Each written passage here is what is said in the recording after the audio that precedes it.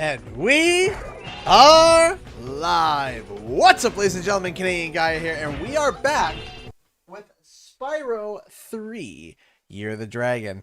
Sorry, I had a little bit of technical difficulties. I still not sure what happened, but the best way to describe it is my keyboard just decided to have a stroke.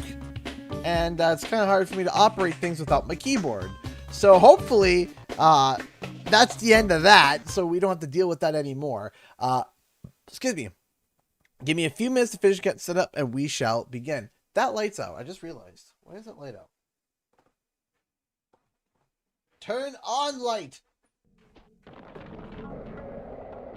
Turn on. There we go. How are you doing? Keystroke.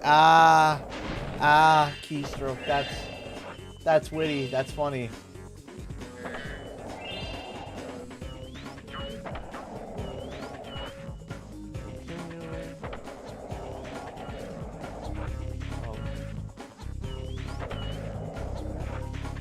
Hold on.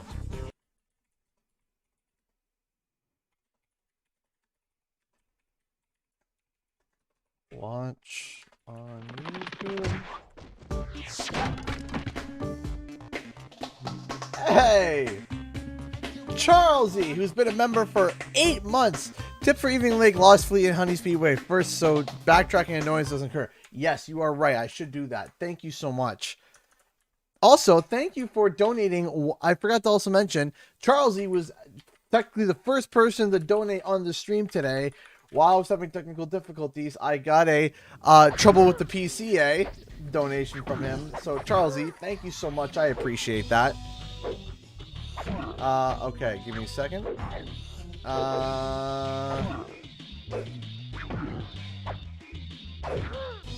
There we go. Boop, boop, boop. Yeah, all right, so we tweet that out. Discord shut down, so I gotta reboot that. That guy, Mikey! 1 second. Hold on.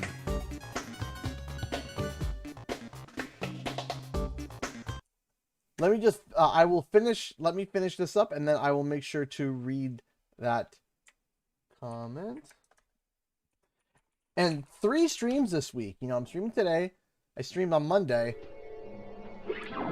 And we're going to be seeing how that works. So if I'm starting to notice that people really like the 3 streams a week, we might adjust.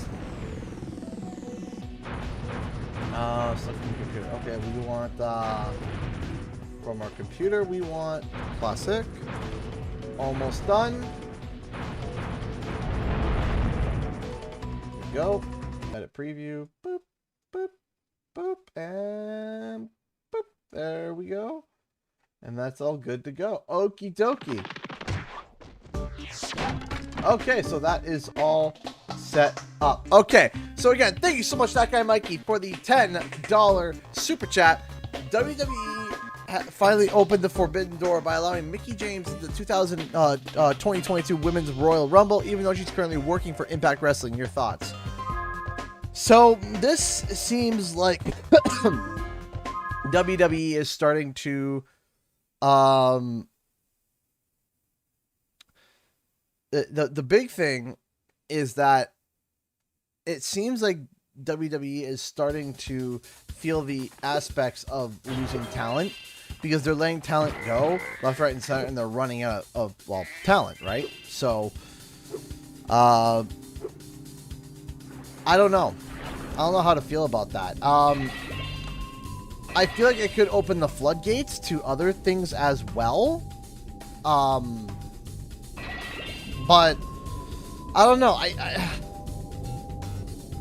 Because then what's going to happen is that if this continues, you're just going to have a bunch of part-timers who are just showing up for the paycheck and the name drop, and then they leave again, you know?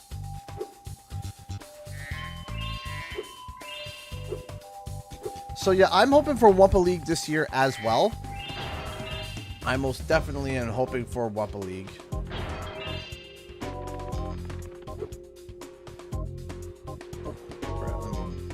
here. So yeah, I'm hoping for Wumpa League.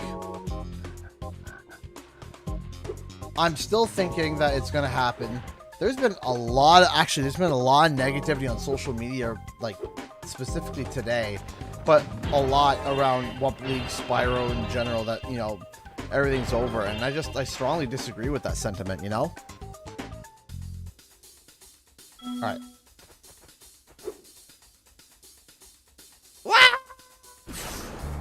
All right. So what we want to do first is that we want to do... let's collect all the gems in here. Once we're done, we got to go back and do some stuff anyway, actually, because we just unlocked Bentley's thing. So I'm going to finish this. Then I'm going to go and do... what's it called? Yeti boxing. Hey, Neon Lightning Gaming, how are you? Boink, boink.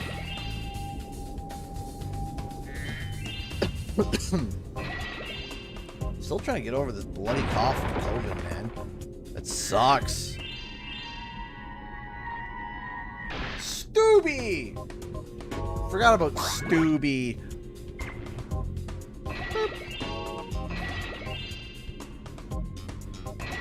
I understand feeling well. Yeah. Happy late birthday. Thank you so much. Yes, for those who don't know, I just turned on Tuesday, I turned 27.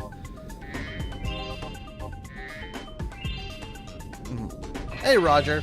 Yeah, turned 27 on Tuesday. And actually had a very hey, Westingale, how are you? I hope that you are well, and I hope that you enjoy the stream. By the way, how's the audio? Is the audio balanced well? Does something sound derpy, or is everything okay? We are old. Yeah, I'm starting to feel it.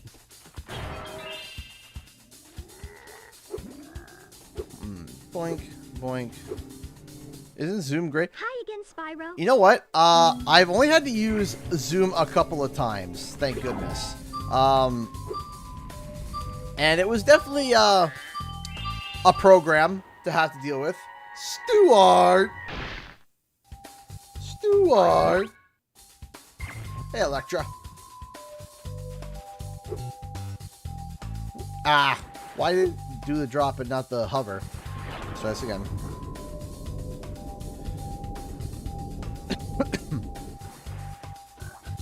Boink. Boink. Game is quiet. I can turn the game up a little bit. How's that? It's buggy for sure. Yeah, so for me, I've had to use Zoom for a few like interviews on like my interview with Lou Studdard. My interview for Lou Studdard. He that was cool. But we had to do that through Zoom. That was definitely you know, kind of weird. Liking my drawing on my brother's Twitter account. No problem. It was a really nice drawing, and I really liked it. Jamie, Christo. No problem. I really did like it. Boink, boink. Whoop, boink. Ted. Ladies and gentlemen, it's Brain Dead Ted. All right. What am I missing? Ooh, quite a few gems actually. How was your birthday? Actually, my birthday was really good. So, I mean, obviously, I spent some of it with you guys streaming. So that was really good because I love, you know, streaming for you guys. And I love hanging out with all of you beautiful, wonderful people. I got to, actually, we did some research, and it turned out that I could actually go to my parents' place for my birthday, even though we're on lockdown. Because my parents, it was like we did some research, and it was like because my parents and I, it's our social circle. As long as no one else goes out and sees anybody, it was fine. So yeah, you know, I'm always hanging out with my parents. You know, I go hang out with them. You know, and also I've been helping my mom out because she caught COVID, And so she wasn't allowed out of the house, so I was going grocery shopping for her, right?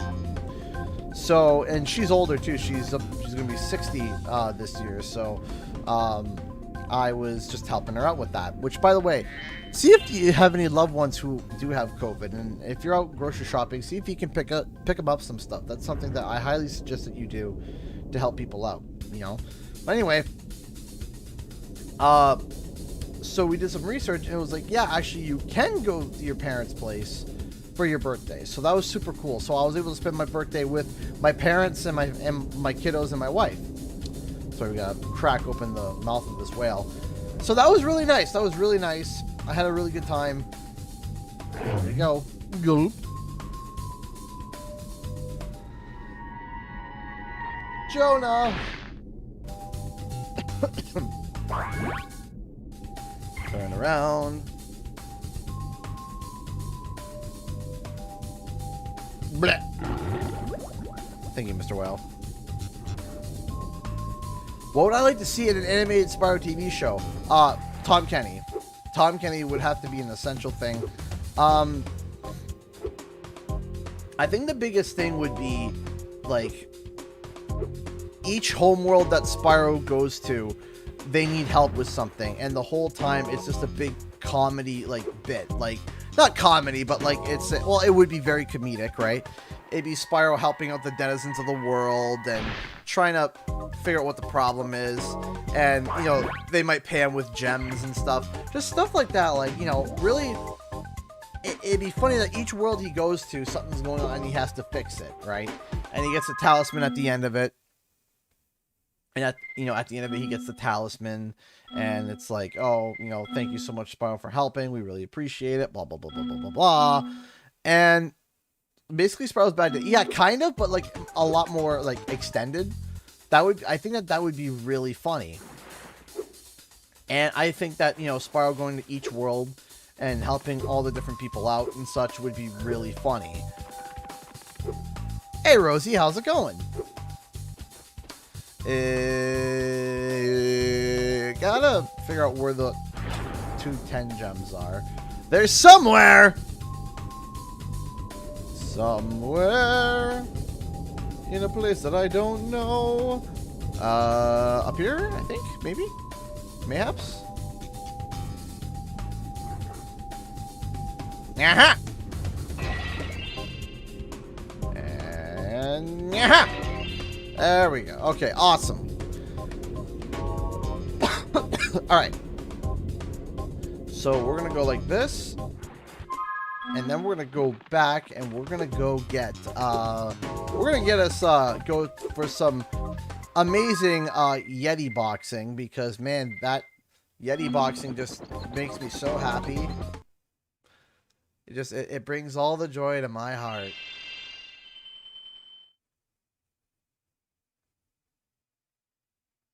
I think money bags would only be like a part of the problem, but like a subtle part of the problem, but he's there every single episode.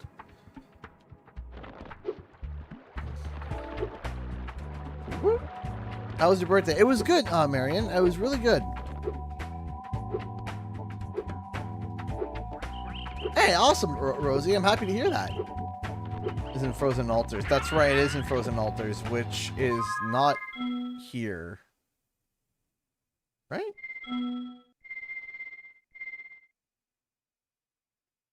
Then what was I thinking for oh wait, no, it's not Yeti boxing yet. No, okay. It's the other one. It's the other one. Not Yeti boxing yet. Bamboo! What's your opinion on the potential backwards compatibility of PS1, PS2, and 3 for PS5? I think that Jim C is awesome. That's what I think. Give me a second, TMB. Jim C donated $10 through Streamlabs.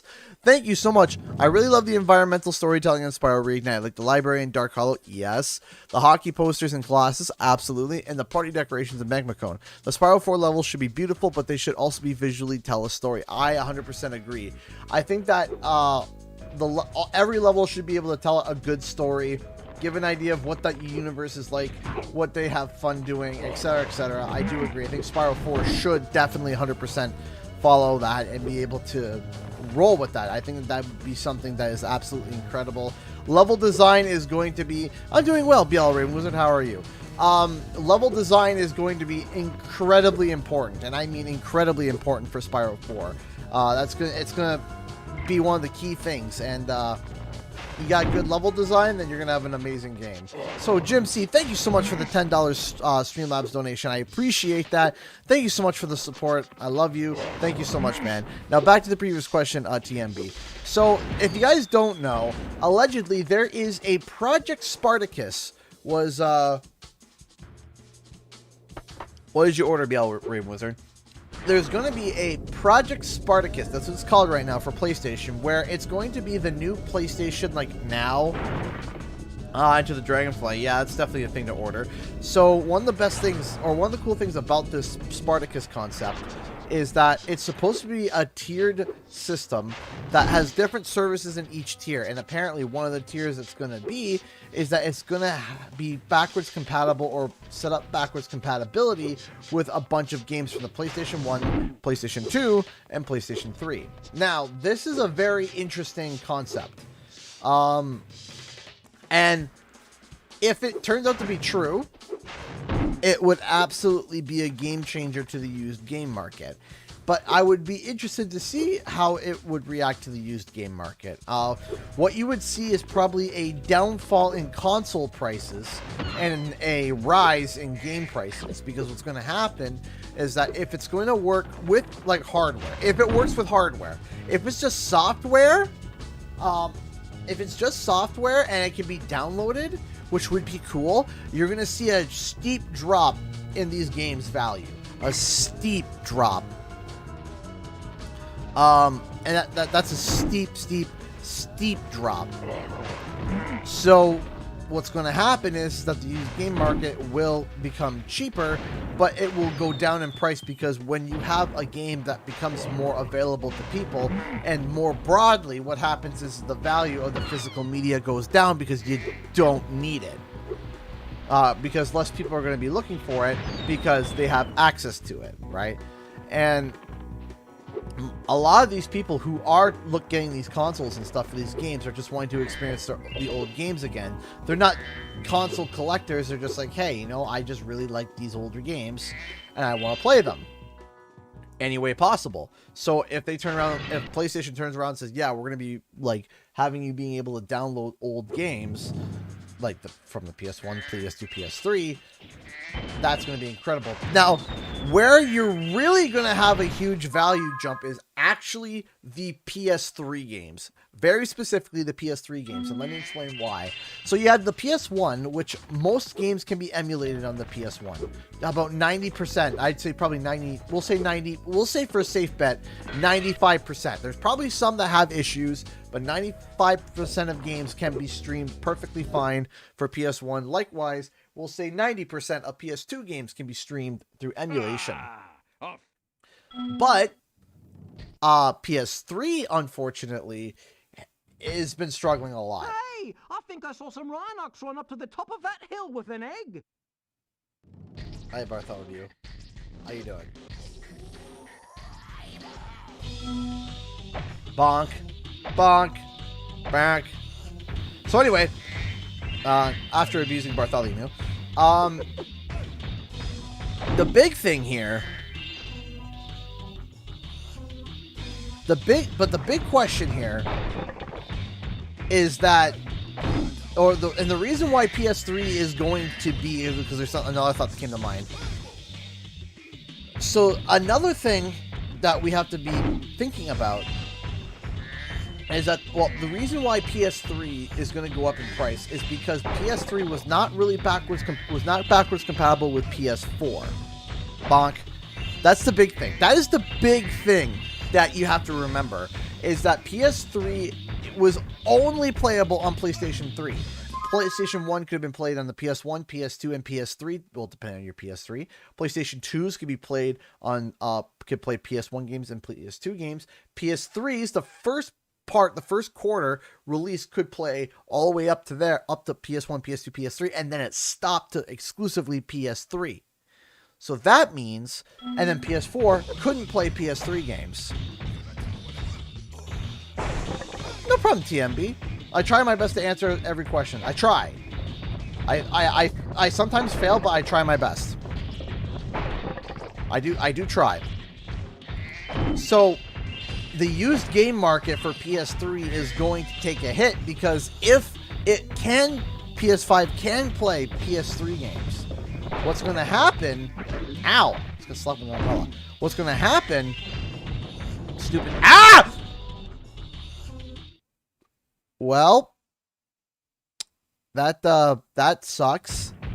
Stupid cell architecture. Yeah, Clipper. Here's the funny thing about the cell architecture. At the end, when people were starting to get like the understanding of it, it was producing fantastic games. It really was. Like truly, it was making some of the best graphically enhanced games. But at the beginning, people had no idea what they were doing.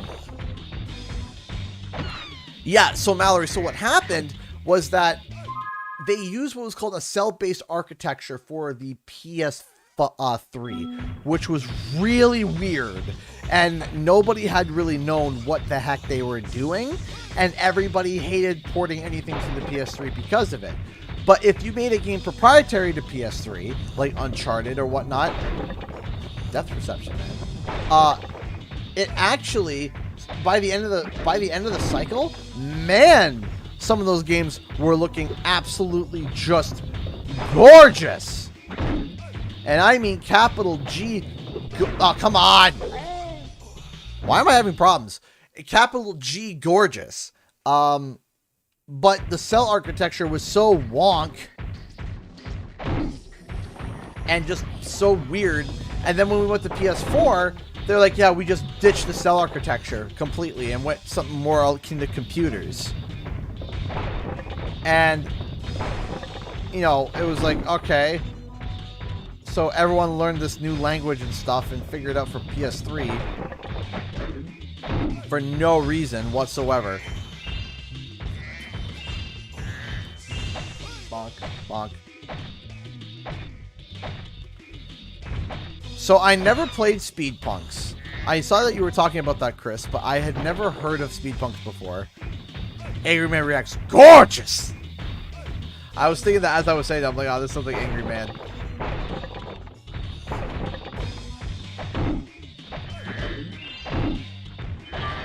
So yeah, so if Spartacus is true, it is going to be very, very, very interesting to see how it's executed and how they're going to do it. So my first question is, of course, are they doing it? And the follow-up question is, how is it going to work? Right? That's the big thing, is how is it going to work? And the answer is, I don't know. I do not know. Oh, no! I don't...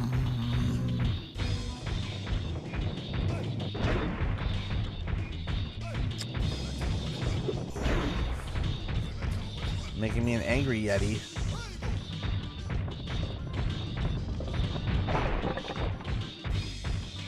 You. Get over here! Be a sacrifice to my Firefly.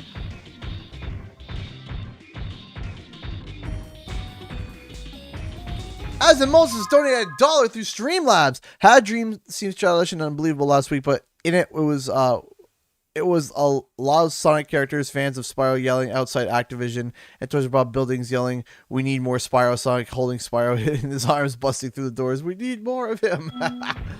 Yeah, I mean, a lot of people have been having dreams about Spyro. I had a dream the other day that we were revving up to, I had gotten information that Spyro was coming. And so I had a dream. It was it a week ago? I'm not sure, but I had a dream the other day where I had gotten an email that confirmed from Activision. I got a PR kit and it was right out of the blue. It wasn't like around E3 or anything. It wasn't around E3. It wasn't around any show. It wasn't around any of that. It just showed up in my box, and it was like, hey, it was very much similar to how I got my email for Crash Bandicoot 4, and it was all the right wording and everything. And then I remember I had to sign an NDA, which I had to do last time as well, I signed the NDA, and then I was waiting on the footage, and I just remember being on Twitter, reading everybody's thoughts, and reading some people talking about Spyro and kind of being depressed about it and being upset. And then I was sitting there shaking and, you know, excited because of the fact that I was about to get Spyro 4, like the drop on Spyro 4 Brewback. And then while I was waiting for it, I woke up. So kind of sucks that I didn't get to see it in my dream. But yeah, I had a dream that I was getting PR information for Spyro. And man, would I ever love that.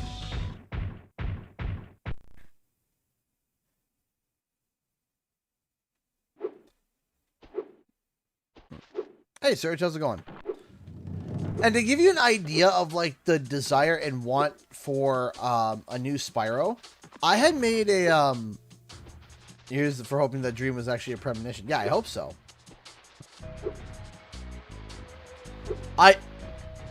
In my mind though, mentally, I'm preparing for no Spyro in 2023. I'll be real with you.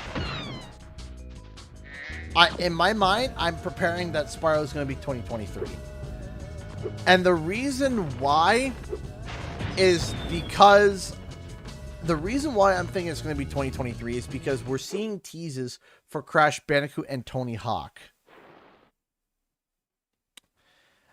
And in my mind, please help us, Spyro. My friends are trying to go home after a long shift in my mind, I have a hard time believing that they're going to release Spyro, Tony Hawk, and Crash Bandicoot all in the same year. Right? Yes, it would be Year of the Dragon. It would be. So it would make sense, marketing-wise.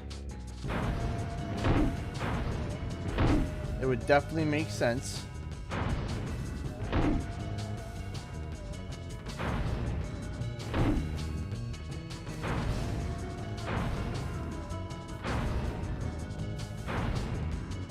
Shoot.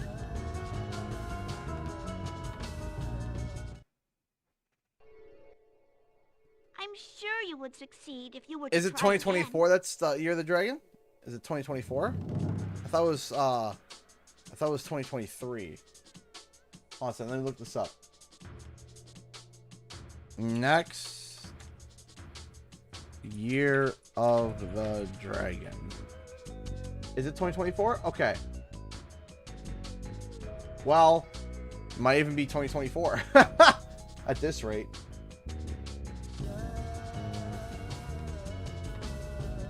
Or what would happen is that it would release in 2023 because, okay, so if you take a look,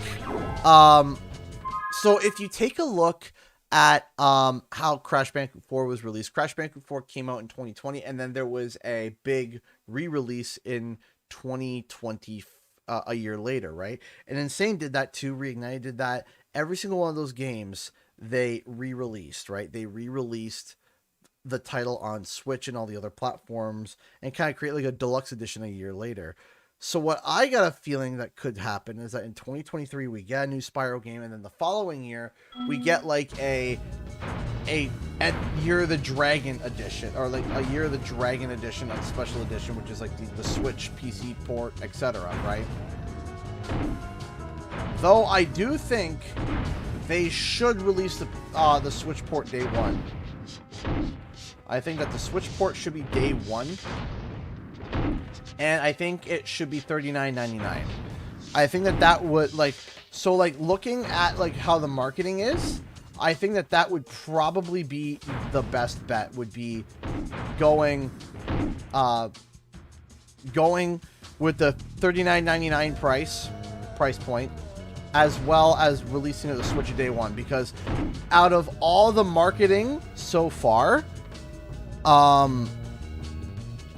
when you think about it, the best performing game out of Crash Bandicoot Insane, Crash Bandicoot CTR, Spyro Reignited, and Crash 4, the best performing was CTR, right? Please take this shiny egg. It will bring you good luck. Right, that's the big thing, is that they... And I think that's the big thing,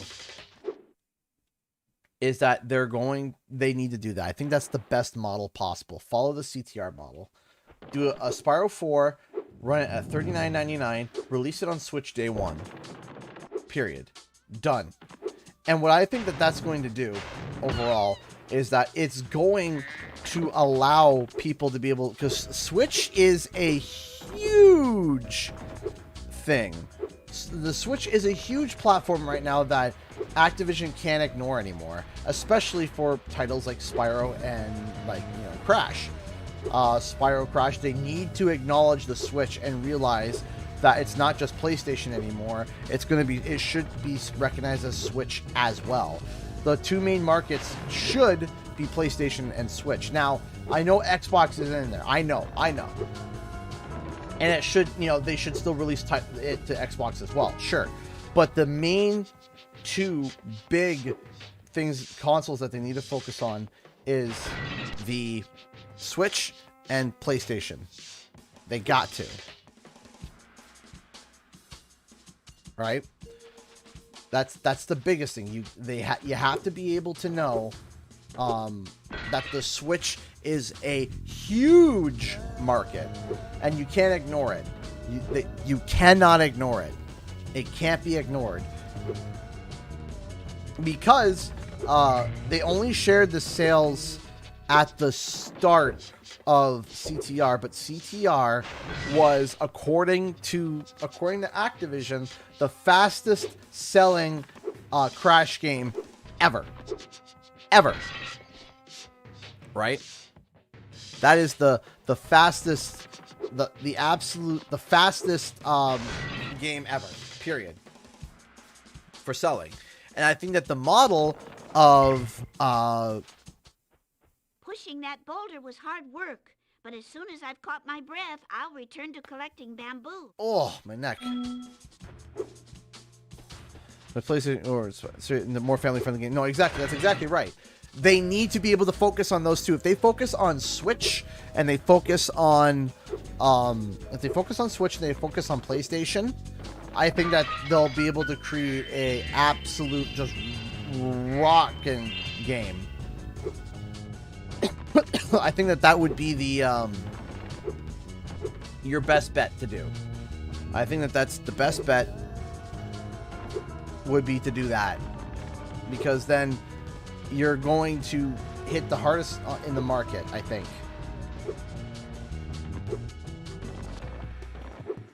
Oh, here we go.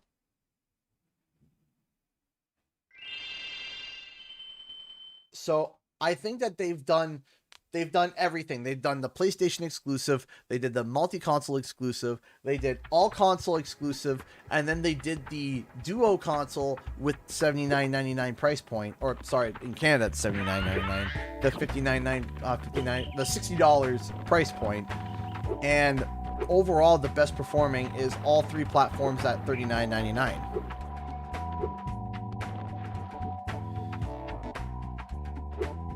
So that's where I'm like, okay, this is where we kind of have to, I think that this is where we kind of have to work it out, you know?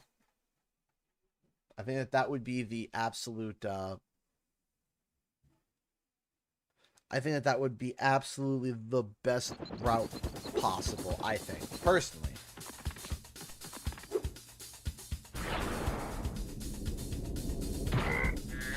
Frozen Altars.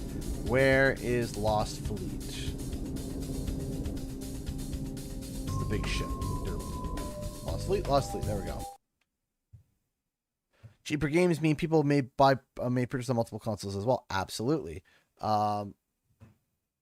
Absolutely. Yeah, it would. Be careful around these parts, little dragon. There be more. Okay, that ghosts guy, in this Mikey. here Thank you so much for shipyard stopping than by. can I shake really the big appreciate yet. that, man. Thank Darn you. shame, too, 'cause I was Thank you mighty so much for close to stopping by, finding and the thank you treasure. so much for the $10. I really appreciate that. Thank you.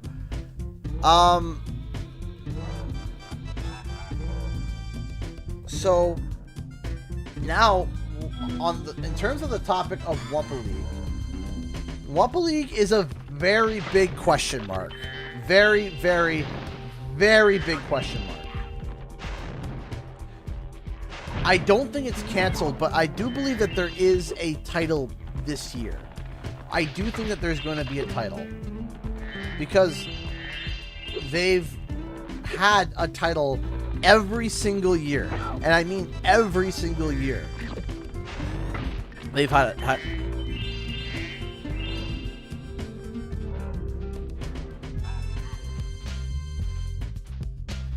That's the biggest thing. Is that you have to be able to brain ADHD kicking in, losing train of thought. Come on, don't lose the train of thought.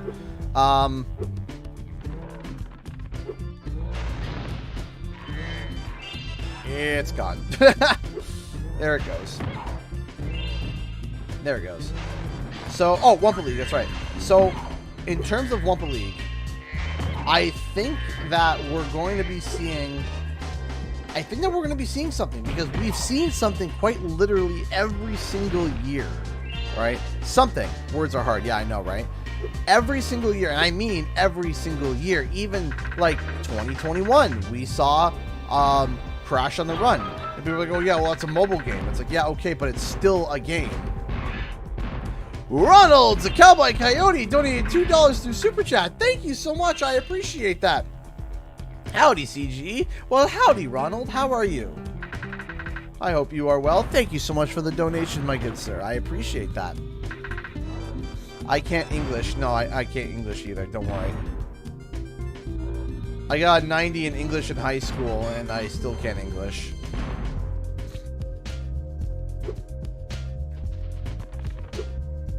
Boink. Well, no, love watching the stream. Enjoy the rest of the stream, guys. Good night. Thank you so much for stopping by, TMB. I appreciate that. Thank you. Boing. Boink. Boink. Boink.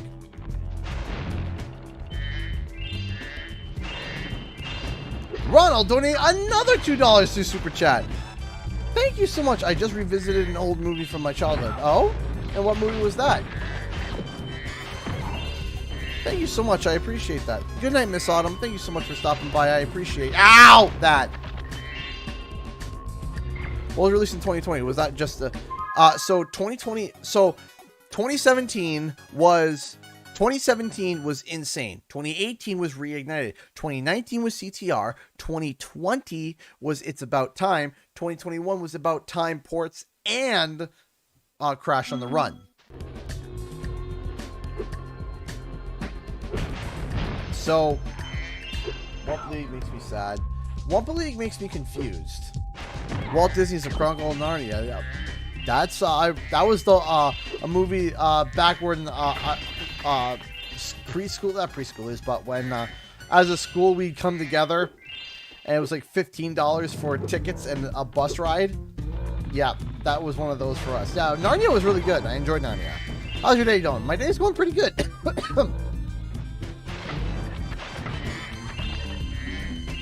Point. There we go. Ow.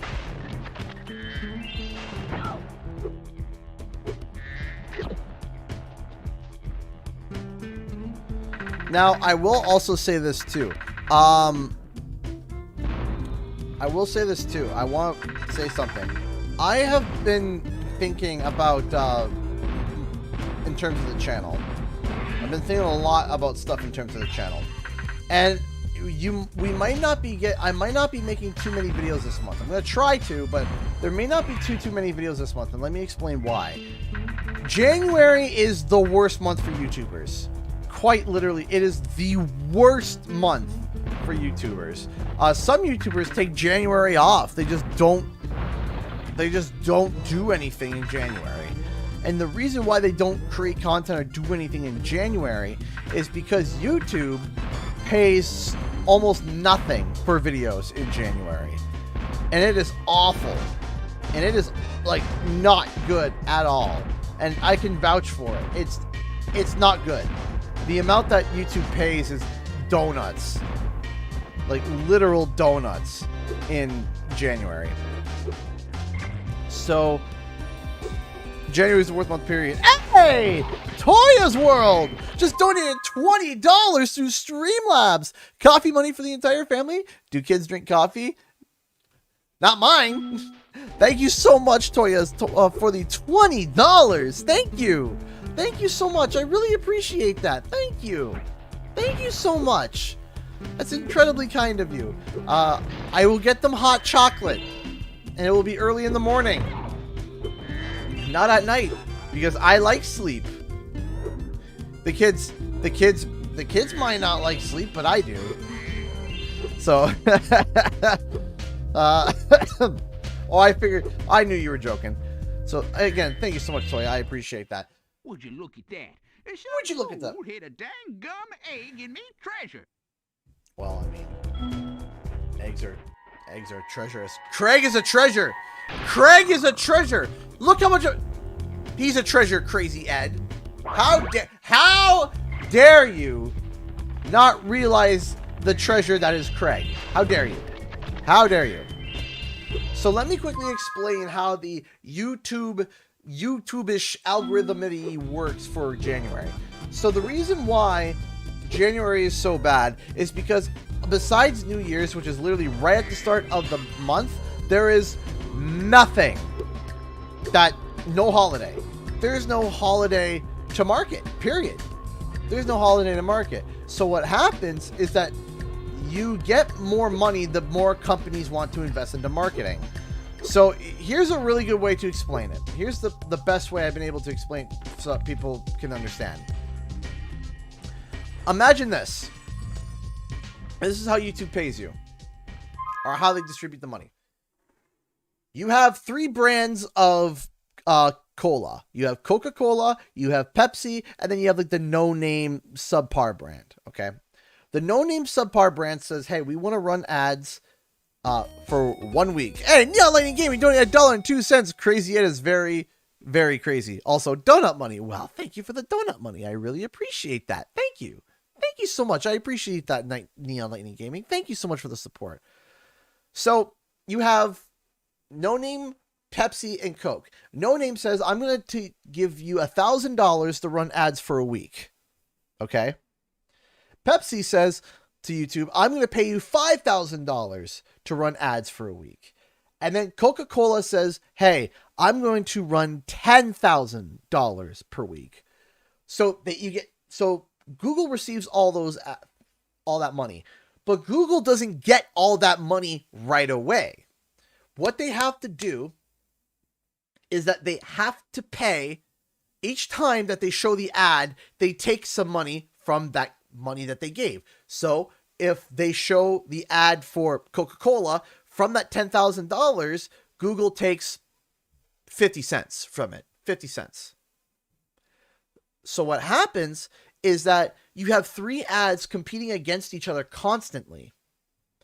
But YouTube is obviously going to dip into the Coke ads first because the pool is bigger. They could make $10,000.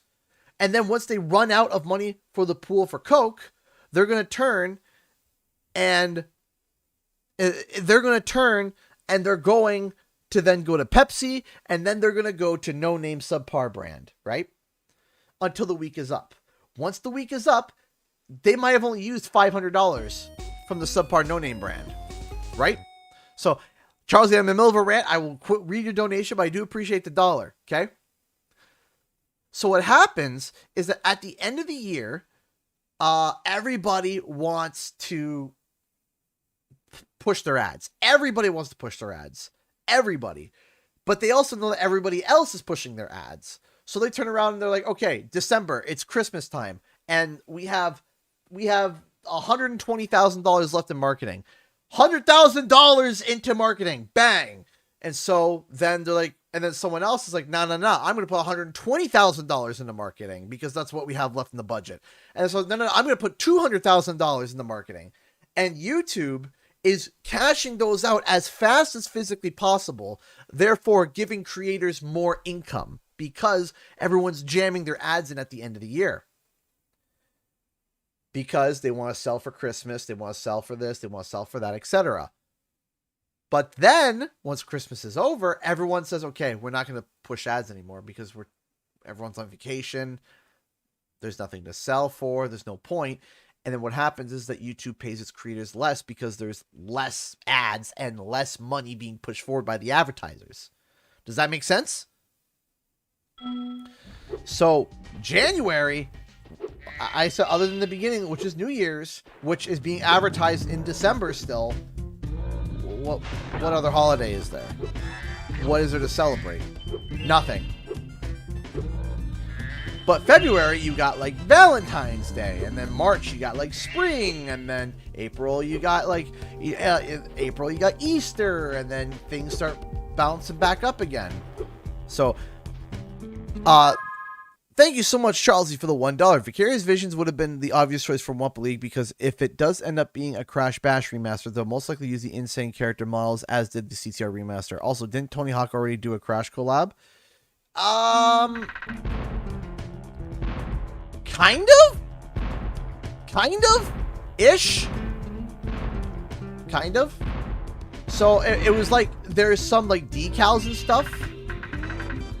Explains why it's up $2. Yeah, so who's developing Wumpa League? Honestly, right now, it could be a third party. It could be they could have just hired a third party to do it, to be honest. Or like, just en masse. Because, honestly, like, I'm not going to speak in certainties because, you know, I don't want to be, you know, don't want to look like I have an egg in my face. But I think another Tony Hawk game is inevitable. Like, I think that is 100% what's going to happen. Who's going to develop it, though, is the question, because Vicarious Visions was absorbed into Blizzard. So I'm personally thinking that we're going to see something probably from Beanox in terms of Tony Hawk. But then who's going to be doing Wumpa League? Well, I guess it would have to probably be Toys for Bob still. So there's so much going on right now. CG, do you think the Unreal Engine is involved with Wumpa League? I think Unreal Engine is going to be the secondary engine that Activision uses. So you have your proprietary software that they use for Call of Duty, and then Unreal for everything else, because Unreal is being used for Tony Hawk, Crash, and Spyro. So I think what they're doing is that they're using Unreal for everything else, and then they're using their proprietary for Call of Duty. So give me 1 second. I need to go grab a drink of water because all this ranting has made me thirsty. So I will be right back. I'll be right back.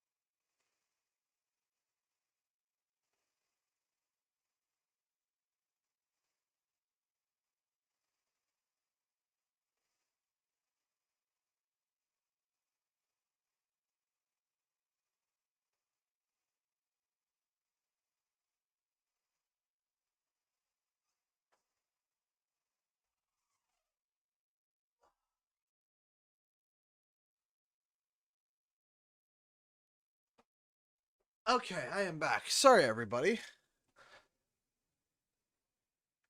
Okay. Sorry about that. I had to help put David to sleep. He was getting upset because he wanted to go to sleep with me. So I was rubbing his back, put him to sleep, and he fell asleep. So he's resting now. So I am back now. And now let's get back to it. But who dis 3 minutes ago donated $5 through Streamlabs. Thank you so much. Who is this? What's red and looks like a bucket? A red bucket.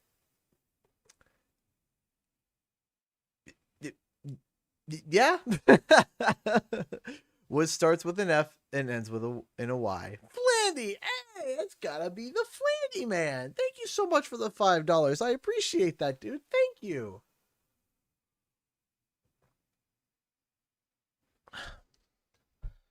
Thank you so much. I really do appreciate that. Thank you. Thank you so much. Again, sorry everybody. I had to, and by the way, thank you for the 2 bits, Neon Lightning Gaming, over on Twitch. I appreciate that. So, sorry I took so long. Just had to, I see how it goes. Put my little lad to sleep, These so. here waters used to be my favorite diving spot. But I can't get any loot with these subs patrolling around. Think you can pilot this here sub I bought for scrap? Yes, I totally, Alrighty that then. seems trustworthy. Press the X button to speed on up. And when you get a sub in your sights, the torpedo will start to lock on. If you get a good lock on, fire away with the circle button.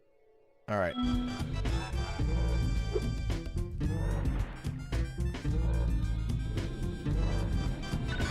Oh boy.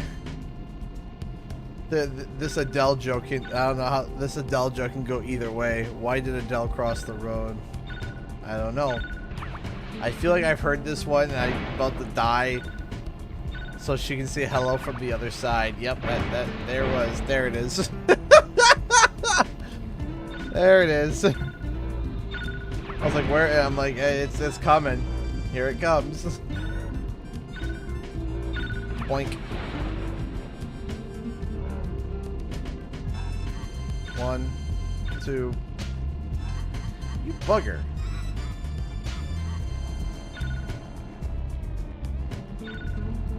2. Boink. Take that.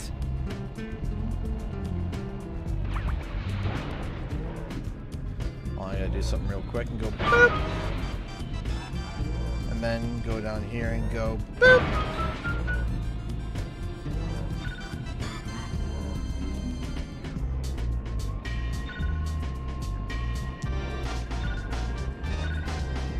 I got you in my sights.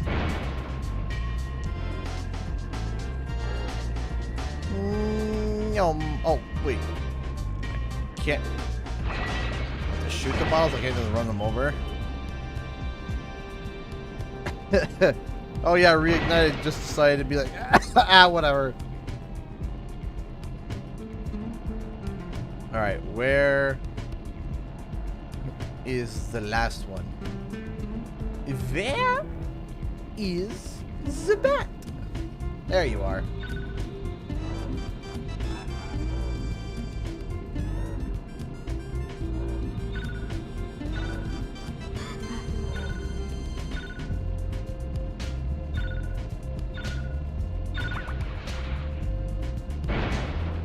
Yeah. Well, I'll be darned. You got some mean sub-driving skills. Everyone knows someone called Vera because when you greet her on a label, you say aloe vera. Hello, Vera. Ugh, hurts. That hurt my soul. Well, I hate to ask your help again, but there be even more subs that darn come out of nowheres. If you could blast them. Hey, so how was your birthday? My birthday was good. Swimming hole again. It was very good. I had a very, very good time. Darn tootin'. Get on, little dragon. Darn tootin'.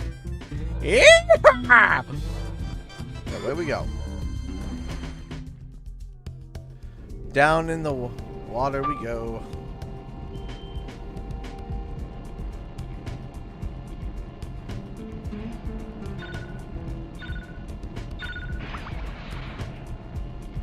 I don't remember. Wait, I don't remember like landmines in Spyro 3. Do you? Or am I just insane?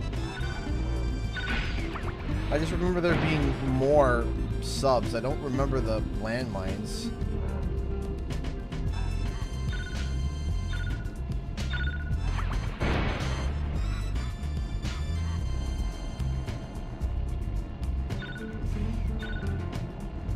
Come on. No. I remember the landmines. In Reignited? Huh. Maybe I've just lost my marbles. You're insane. Yeah, probably.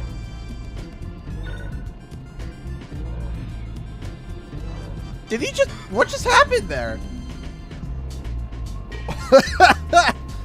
What did I do? Why did he just, like, blow up?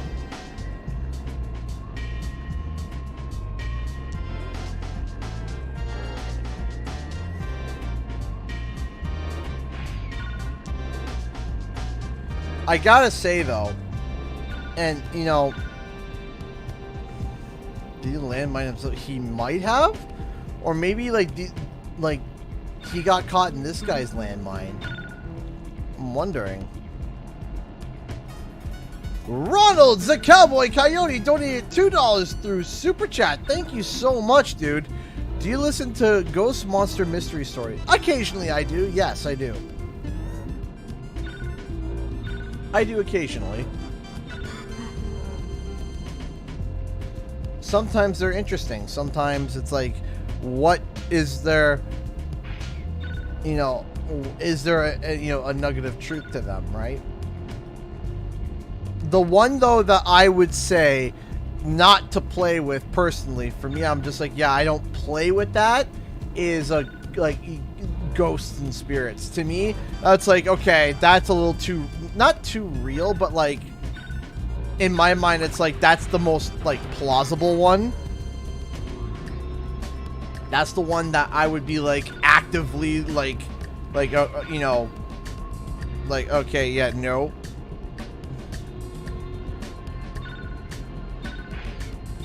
That's my, like, you gotta be careful when you play with that stuff. Ever heard of Nahanni Valley in NW Canada? I can't say I'm familiar with that. Why? Thank you so much for the $2, though. I do appreciate that. Oh, I think I got him. Yeah, I got him. But yeah, when it comes to like spirits and stuff, that's where I get a little like not skeeved out, just like a little bit like I like nervous, because it's like, yeah, that's like, to me that's like, the spirit world scares me. It scares me too. Like that stuff scares me. That's the kind of stuff I'm like, yeah, I'm good. It's like, yeah, no, I'm good. No thanks. At last, the acid lake is safe for swimming again. Spooked? Yeah, very spooked. I wish I could reward you better, but all I got's left is this here other egg. Maybe there'll be something better in this one. The Northwestern Canadian Territory. So okay, so yeah, I know Northwestern Territories. Dolores! But I've never heard about the stories from there. Yeah, so like ghosts and stuff, that stuff spooks me out, like legitimately. That's no, I'm good. I'm not touching that. I don't want to play with that. No thanks. People are like, hey, you want to play with a Ouija board? I'm like, I think I'd rather die. I think I would rather just send myself to the spirit world than to friggin' play with a Ouija board. No thanks, I'm good. I am so good. I am so good, it's beyond good. That's yeah, no thanks for me, bud. That's the type of party where they pull out the Ouija board and I'm out. I'm like, I'm out. Bye. Nope. No, I'm good. Bye. Peace. I'm out. called the Valley of the Headless Man. I think I've heard of that. A Luigi board? Now you're talking. A Luigi board? Sure, I'm cool with that. Yeah, because I'd be like, nah, I'm good. Bye. I would rather walk through a dark forest at night without a flashlight than to play with that stuff. Why did the road cross the chicken? Well, a road construction worker dropped a bucket of KFC and the roller went over it and he almost got fired. That makes sense. Thank you so much, Asimosis22 for the $1. Thank you so much. I appreciate that. Thank you for all the $2 donations, Ronald. I do appreciate that. But yeah, yeah, I'm just like, nah, I'm good.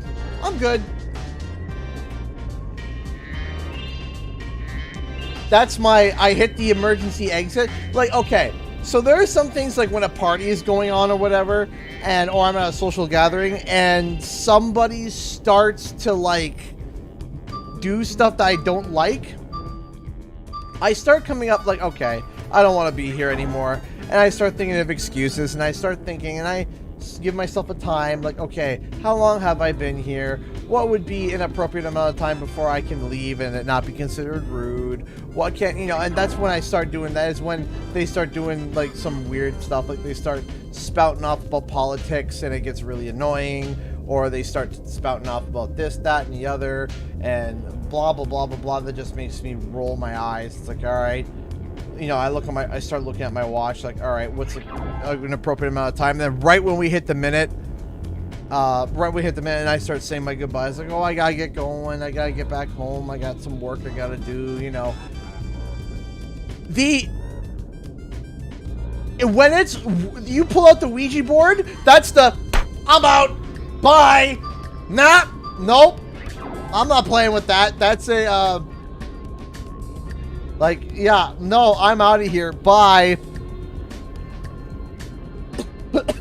That's you hit the emergency button and say, I'm out. That's it. Just, nope. That's not cool. I'm out. Bye. Bye. You can just no.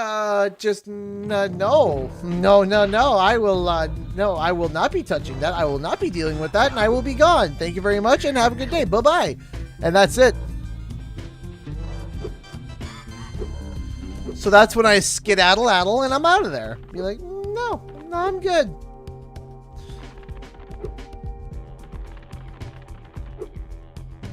Right? And thoughts on Bigfoot. So,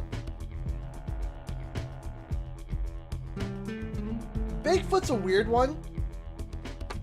Bigfoot's a weird one. Is it possible that there is like some large humanoid ape? It's possible. I'm not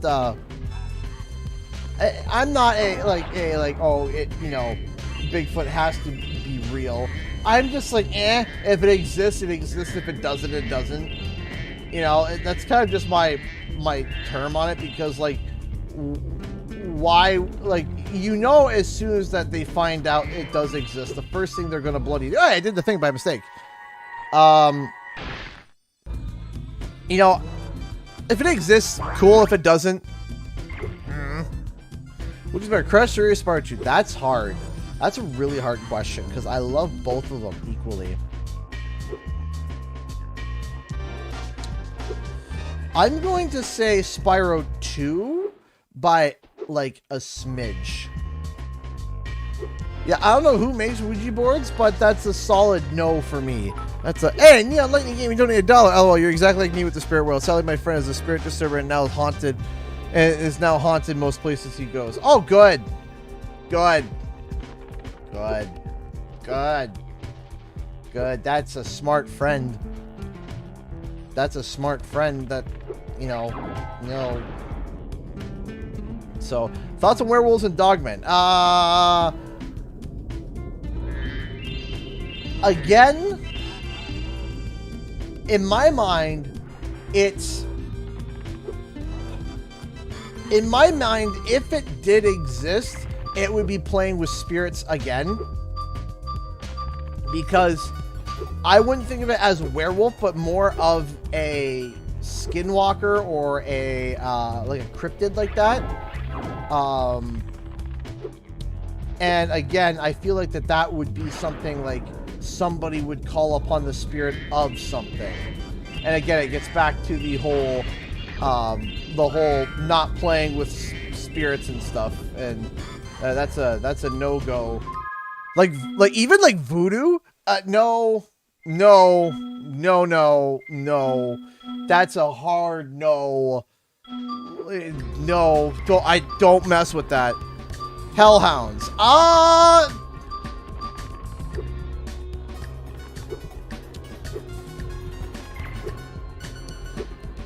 So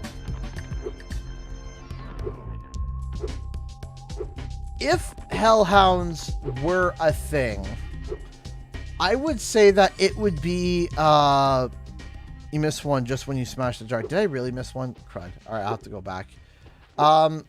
If let's say for fat. Oh, headphones died. Hold on. I gotta reconnect my headphones. It was just like, dead. My headphones were like, no, we're not talking about this. Nope.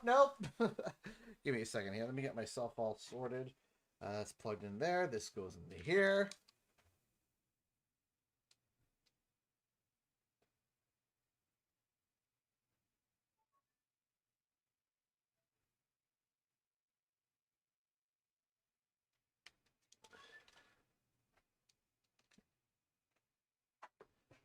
Okay. I think we're back. We're good. In my mind, I've always thought of like some demons and stuff like that, like hellhounds, I suppose, is more of a mental, like I guess I suppose like a mental curse, I suppose. So I don't know. I prefer not to talk about this too much more. Kind of keep this a little bit less on the scary creatures type of thing, because I want to keep the chat a little bit happier and family friendly. I don't want, little Billy signing on and finding out that I'm talking about cryptids and skinwalkers and stuff. You know what I mean? So Ouija board at PAX is what I'm hearing. Anyone brings a Ouija board to PAX, they're getting kicked out immediately. That's a no. That's a I'll pay for your ticket home. Get out. That's a no. No siree, Bobby. I'm going to Boston. I want to relax and I want to have fun. I'm going to Boston. I'm going to have fun. Someone shows up with a Ouija board. Either the Ouija board or they get out. That's a no way. No way.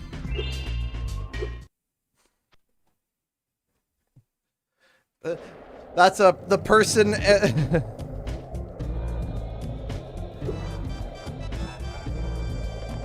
That's the person, and the Ouija board gets fired out the window.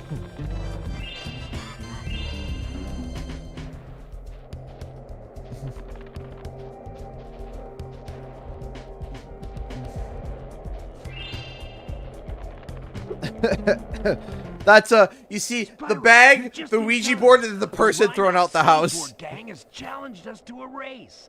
They said you're slower than a molten crater fire slug. Hey, whoa! Though I told them I've seen some pretty fast fire slugs. Okay, we got two donations right back to back from Flanny Man and Trev. Of course, Trev swooping in with a $5 donation. Trev, thank you so much. How are you? I hope you are well. Thank you so much, Trev. No comment, but I always feel the love from you, man. Thank you so much. I appreciate it. How are you? I hope you are well. I hope that you're doing okay. Then Flanny Man Super Chat $5 through Super Chat. All right, most for subjects. Here's a topic for you. PS5 storage equals PS4 production. Okay. So,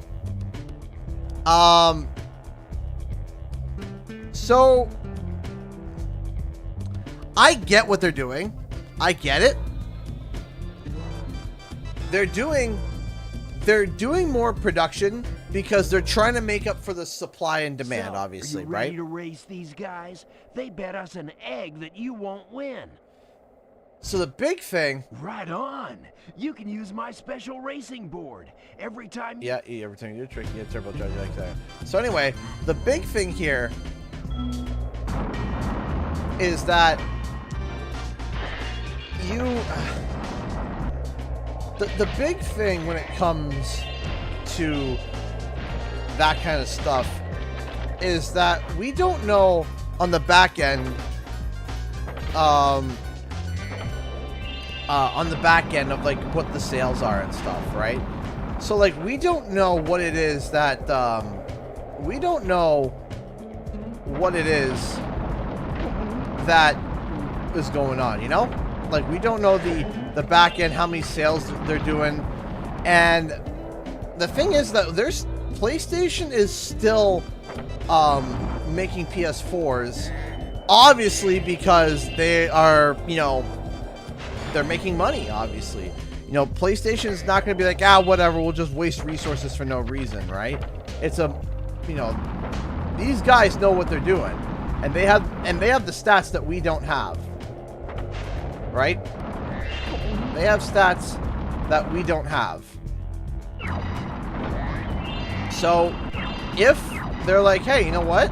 We can still make an income.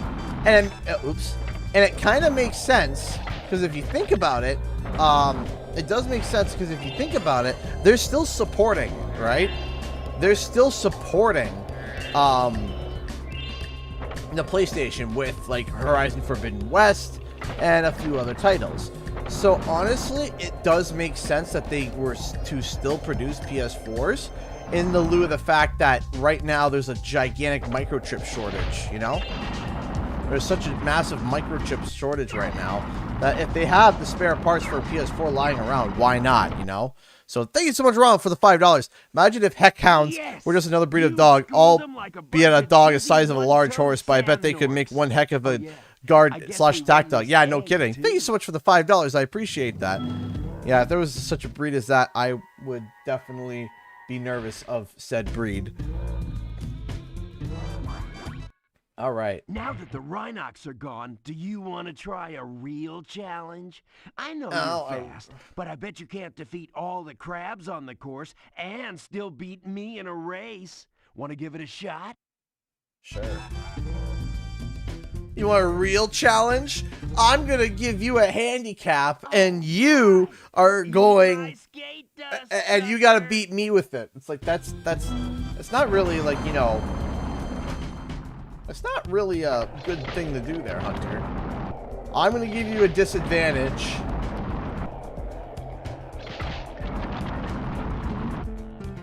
And you got to beat me with that disadvantage. Ha! How's that for a challenge? It's like, that's not really nice of you to do, Hunter. It's like, hey, I'm going to race ya, except I'm going to kick you in the ankles 3 times before we race. How's that for a challenge? It's like, that's... not really fair, Hunter.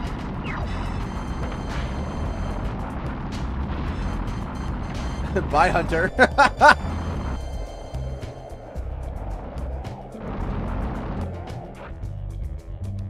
Uh-oh. Let me let you clams. I need the crab. And... one... Oh yeah, the last one I think is just straight up ahead, isn't it? There it is, okay.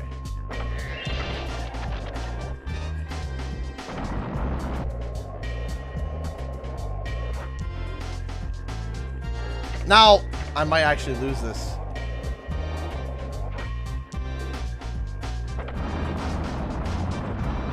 I don't know where Hunter is. Yeah, I'm gonna lose it. Dang.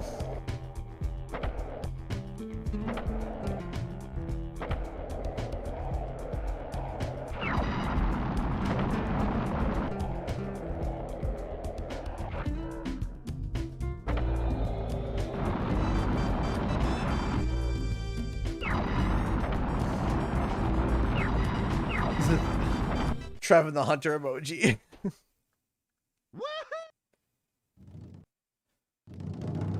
You're on, pal. Let's try this again. All right. Eat my skate dust, sucker. Sucker. Yeah, okay. By the way, Trev, I just want to say thank you so much for that really nice happy birthday drawing that you made for me. I really appreciated that. Thank you. That was very sweet of you to draw. Thank you. And anybody else who made art as well, that like really made my day. Hunter just took out one of the... Hunter's just taking these crabs out for me, dog. Thank you. Appreciate it.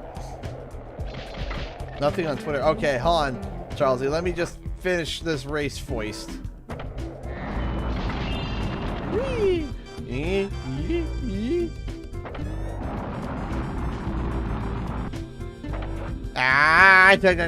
we're good. Here comes the dragon, doo doo doo doo. Here comes the dragon, doo doo doo doo.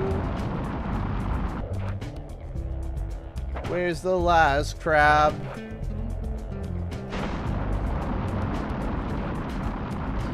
Ah, there he is. Whoop. Yeah. Thank you, Rebecca. I appreciate that. Thank you. Hey, Duplo. How you doing? Hey. Charles, he donated £1 79 pence. Twisted Lime Lemon gets you the most boost. That's right. You're right. It does. So let me do that next then.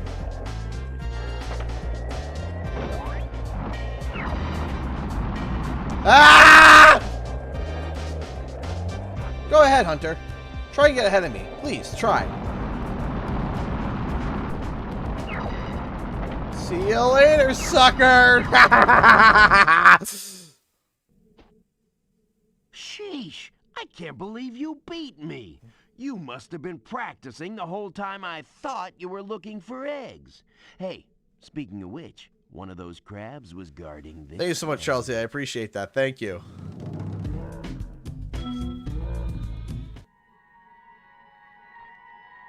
Thank you, Mystery. I appreciate that. Thank you.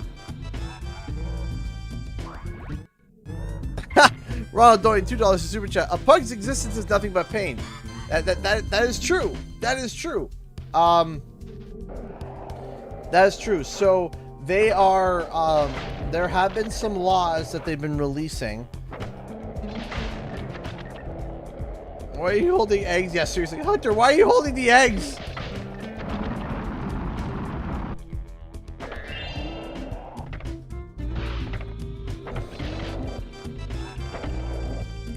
So it's true. So what they're starting to do for pugs is that for some states and some places, they're starting to ban the actual, like, reproduction of pugs. And the reason why is because they don't breathe. That's right. Oh, nothing on Twitter. That's right. Hold on. My bad. My bad. My bad. Let me go.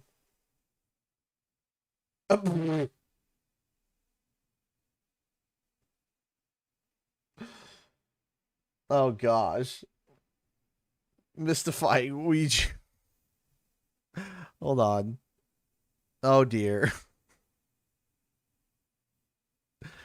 Do you know what my reaction would be as soon as I saw that? Hold on. It'd be this. It's just that. Hold on. Just this. That's my reaction. I walk in, I see this, and it's like, do do do. That's it. It's like, nope. Nah. Yeah, it'd be first. It would be this face. First, it would be this face, followed by goodbye. Bye. I'm out. Thank you so much. I appreciate it. That's funny. That's funny. Thank you so much for the $2 there. A retro pug. I've never seen a retro pug. Let me take a look what a retro pug looks like. Burn it. Thank you so much for the $2. I appreciate that. Thank you. Let's take a look at a retro pug.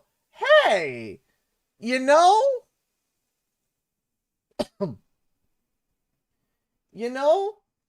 that's not so bad. See, they're starting to ban the breed of these because their faces are smashed in. They're so smashed in and they're just unhealthy and they can't breathe.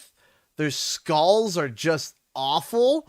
they can barely breathe, so they're starting to ban the breeding on pugs because of it. However, as Ronald had pointed out, there is such thing as a retro pug, which is this one over here, which honestly is not bad. Honestly, not bad. Retro pug.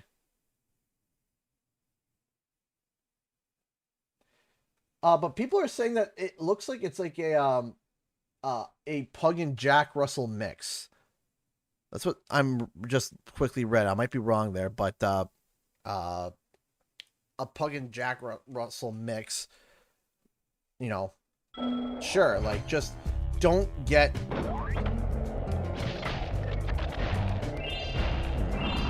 That wasn't evolution. That was just breeding in general.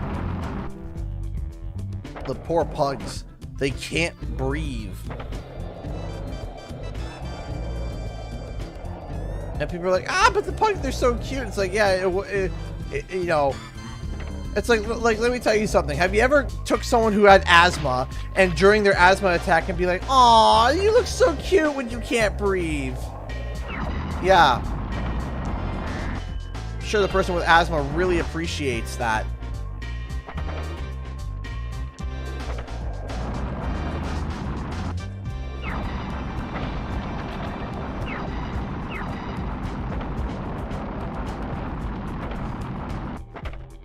What did I hit with that?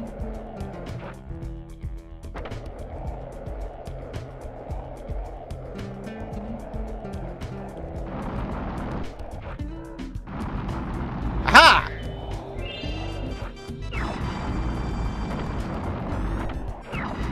I think it was walking. Honestly, it's like it was choking. So yeah, it does sound like they're choking. When my brother and sister-in-law used to have a pug. And the thing would like constantly sound like it was choking.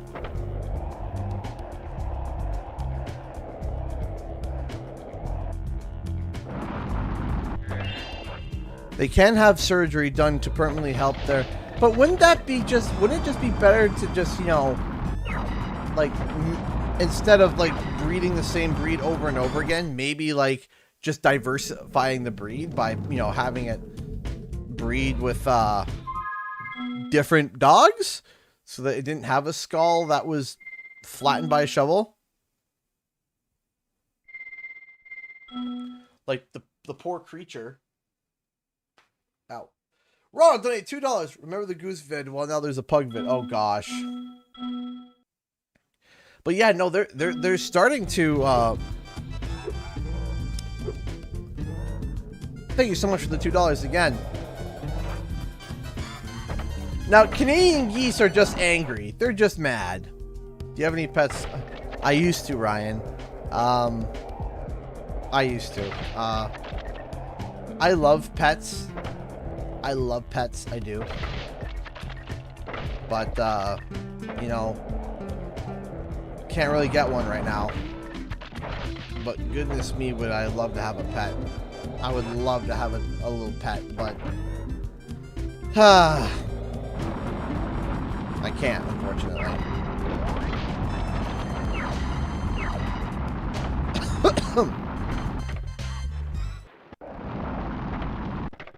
Spyro going to space here.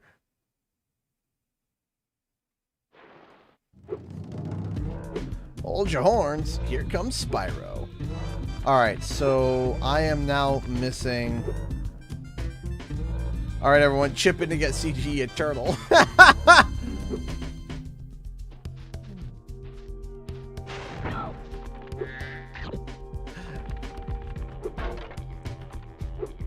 I mean, you know that I would have to name him Bentley. You know that, right? Like, I would have to name him Bentley. There's no... Also, Chihuahuas are demonic rats. I wouldn't say that. Not all of them. I mean, some of them maybe, but all of them? I've seen some cute Chihuahuas. I've seen some really cute Chihuahuas. Corrine Windy on Twitter, she's got a really cute Chihuahua named Stella. She's cute. How many levels did you finish in Evening Lake? I'm still doing this one, and I'm trying to just... So we're still doing Evening Lake. I did the homeworld. I got Lost Fleet. And, Yeah, next we're going to be doing Honey Speedway before Hunter gets trapped like a dum-dum.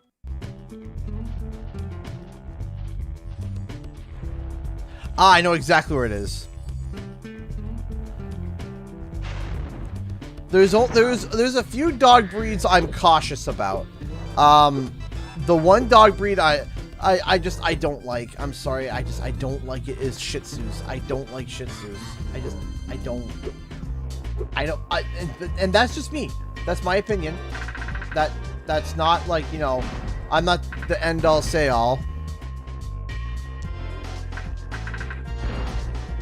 I'm not the end all say all. I don't get it personally for Chihuahuas. I don't get it. Ah, you bugger. Okay. So, but anyway, pandas are awful parents if they have too big. Are they really? I didn't know that. Thank you so much for the $2. And the sad fact, I know cows aren't good parents either. I know that. I know, like, cows will give birth and they'll just step on their young and break their legs as if nothing happened.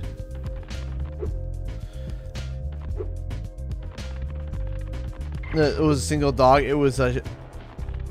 That's funny. That's funny. Hey! Otaku Radiance, how's it going? By the way, thank you for that amazing drawing, I believe. Hold on, I would feel really bad. I think... Yeah. Yeah, just to double check, Otaku Radiance, did you send me a drawing on Twitter? Did you send me a drawing on Twitter?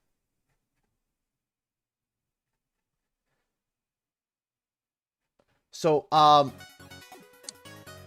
so for me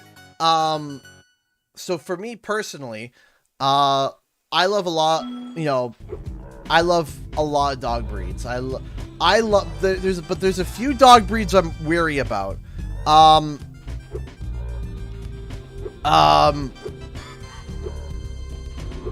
The one breed that I'm worried about, and it's because, well, you know, there were a few attacks by the same breed around my area, is Dalmatians. For some reason, I don't know why, but I've seen like a lot of like not now. Of course, I think any dog can be trained. I do think that. I do think any dog can be trained, right? Or well, maybe not any dog, but most breeds, any breed of dog can be trained. Not every dog can be trained, but most breed of dogs can. Every breed of dog can be trained. But Dalmatians, very aggressive, very, very aggressive, and they make me nervous. I would be more nervous of a Dalmatian than I would be of a pit bull. I'm more nervous of now big dogs. For me, I like medium to smaller sized dogs because I got kids. Because here's the thing. Here's my thought process, okay? Here's my thought process. And, you know, I think a lot of people are going to get mad at me for this thought process, but here's my thought process. Is that, as in Moses donated $1, I remember my dad talking to me in a pet store in Tacoma, Washington State, that there was a pen with rabbits and guinea pigs together, and they're looking closer. You would see that guinea pigs with rabbit ears and guinea pigs with rabbit faces. Ha, that's funny. So, the big thing with dogs is that, here's the thing. A dog can snap, right? That's the thing. A dog can snap at any moment, from a small dog to a big dog. A dog can snap, right? The best of dogs can snap, right? That's something that the best of dogs can snap, right? Always. You can have a dog that just has a problem. You can have a dog that has a sore tooth and you don't know it. You can have a dog that are having issues internally and you don't know. The dog could be getting old and blind, whatever. And a dog can have a moment where they snap, right? Now, here's the thing.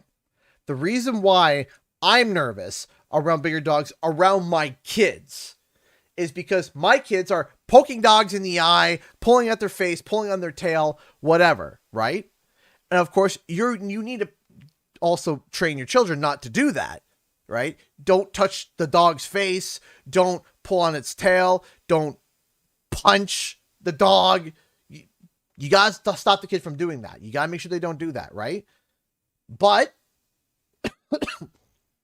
just because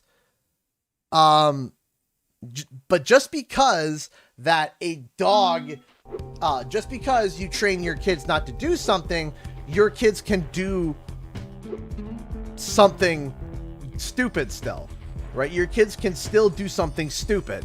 Or the dog's not having a good day and doesn't want to be touched and snaps. If I have a smaller dog, and that dog snaps at my kid, it's not going to rip my kid's face off. Even if it's just for a moment. If it's just like, ah, that's it, and then that's it, pulls away, right? If it's a smaller dog, it's going to cause damage, right?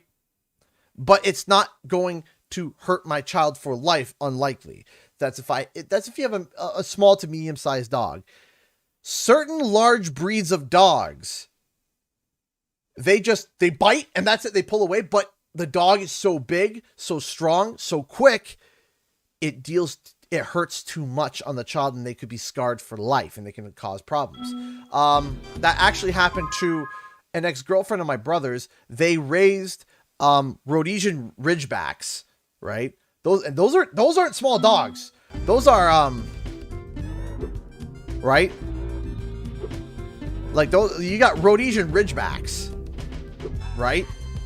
And Rhodesian Ridgebacks, they don't play around. And she's got scar up her arm just from the best dog in the whole breed. She was just petting him, had a bad day, right? Had a bad day, bite, all scarred, all down her wrist. Just it was like the dog. It was like the big dog, or like the nice dog of the bunch, had a bad day. That's it. Period. Bad day. Had a bad day. Well, they used, to give you an idea, if I remember correctly, I want to make sure I'm factual here. Rhodesian Ridgeback dogs. Rhodesian Ridgebacks are used for lion hunting.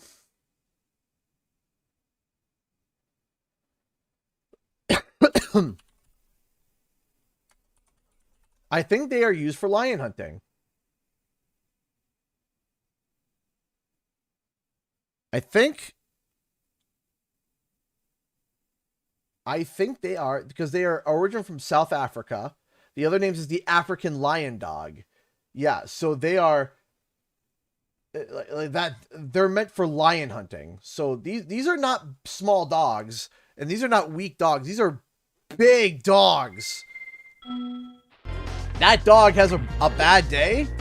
That's it. And so if I was a bachelor, I'd be okay with a big dog. But as a parent, no big dogs. As a parent. Do I have a problem with big dogs? No, not at all. I don't got a problem with big dogs. I love big dogs. Sometimes the biggest sucks.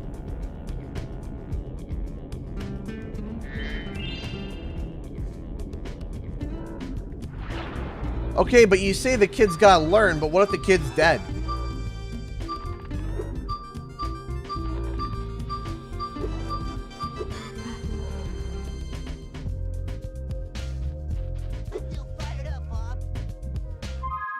She was petting a dog that can kill a lion and gets hurt. Common sense goes a long way. Well, I mean, dogs are meant, that's kind of disrespectful, but dogs are bred for different things. You got dogs that were meant to hunt badgers. You got dogs that were meant to hunt bears. You got dogs that were meant to hunt a number of creatures and smell and track things, right? That we now have as everyday common animals, DM. So it was a domesticated trained dog that had a bad day. And now she got all scarred up because of it. Right? So saying, well, the kid's got to learn. Okay, what if the kid's dead? How's he going to learn? What if the kid loses an eye? That's why you train the dog. Absolutely. You gotta train both. You gotta take care of the child and you gotta take care of the dog. It's not just training one and not the other. You train both. You train both.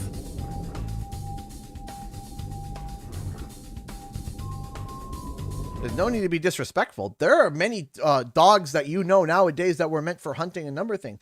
Dachshunds were meant to hunt badgers. You know, the little wiener dogs, they hunt badgers.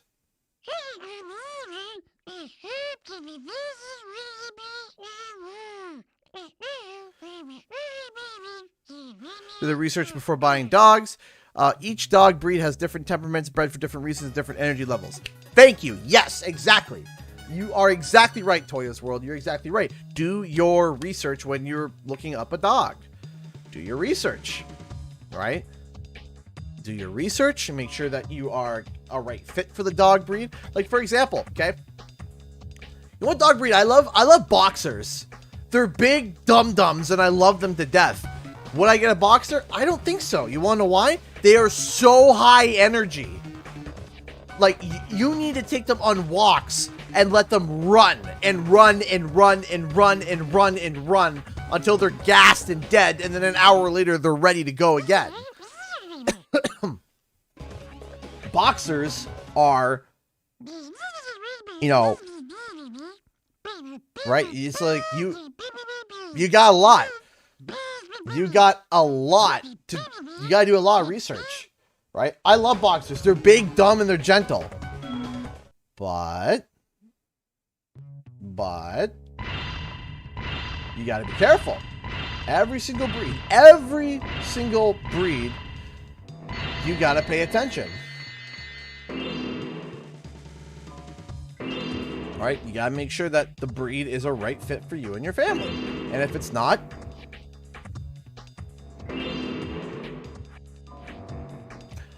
oh, Huskies are adorable. But man alive, I wouldn't recommend getting a Husky if you live in an apartment building, because those things scream. They scram. Hey, 2 donations back to back. There's a Pipple at my work named Bucket. That's funny. That's a perfect name for a Pipple. Bucket. That's hilarious. Thank you so much. Oh my gosh, there's the 3 donations. Thank you so much, Ronald Chapman. Donated 20 Australian dollars through Super Chat. Used to have a Kelpie when I was a kid who was a great dog, but I got nipped once because I pinched his ear when I was 3. So it was important for kids to learn how to behave around dogs and animals in general. Yes. Yes, absolutely. Absolutely. I agree. You got to make sure both the kids and the dog, but if I have to choose which one, I'm going to take care of my child first, right? That's my thing, is because that's my baby. That's my child, right?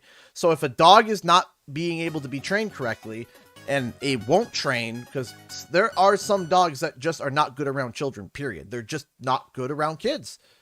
That's it. And it sucks. It really does suck, but there are just some dogs that naturally do not want to be around kids. It's a very small percentage. Like, if you do the proper training and you do the proper everything, just about 90% of dogs are good. 90% of dogs are good. Most say 95. 95% of dogs with training, good around kids, perfect around kids, fine. But there's a small percentage that just, they're not good with kids. And that means that the dog has to go to a home that doesn't have children. That's it. Not every dog has to be in a home where kids are. Right? Is it the same for cats? Cats, you know, you do get feral cats. There are cats who are feral, right? There are cats who are feral, unfortunately, and that sucks. Can you train a cat?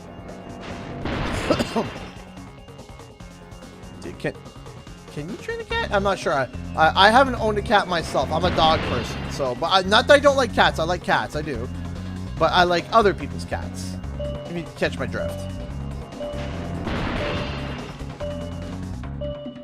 All right, so I gotta do this a bit different.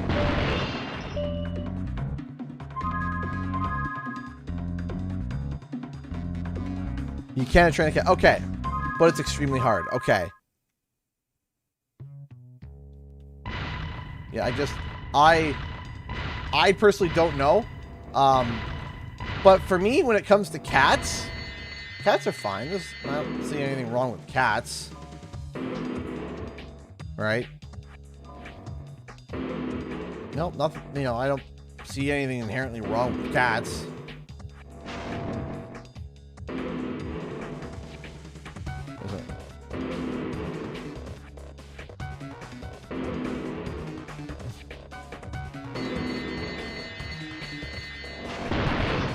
Yeah, I've heard that about cats. They can be, like, I'm the baby. Ah, shoot.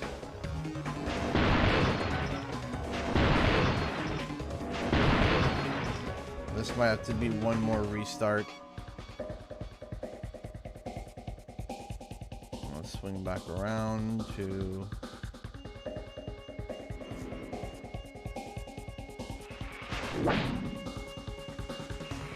Boop. And boop.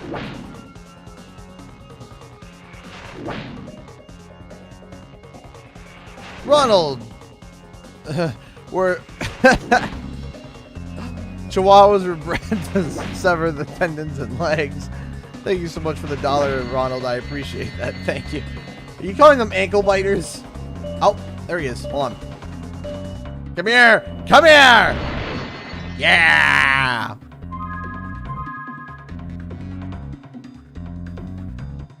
Got him. But no, for me, my favorite breed of all time, a breed that I love, and man, it is a breed of dog that has a personality, and that's a dachshund. I love dachshunds. Little wiener dogs. Wow, do they have a personality?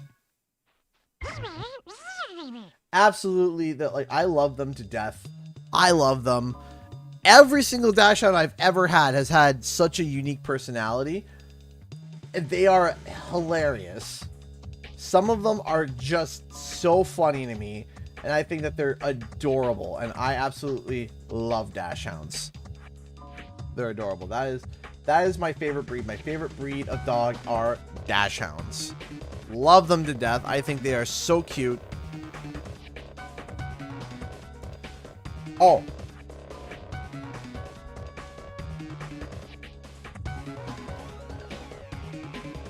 So, I actually had a,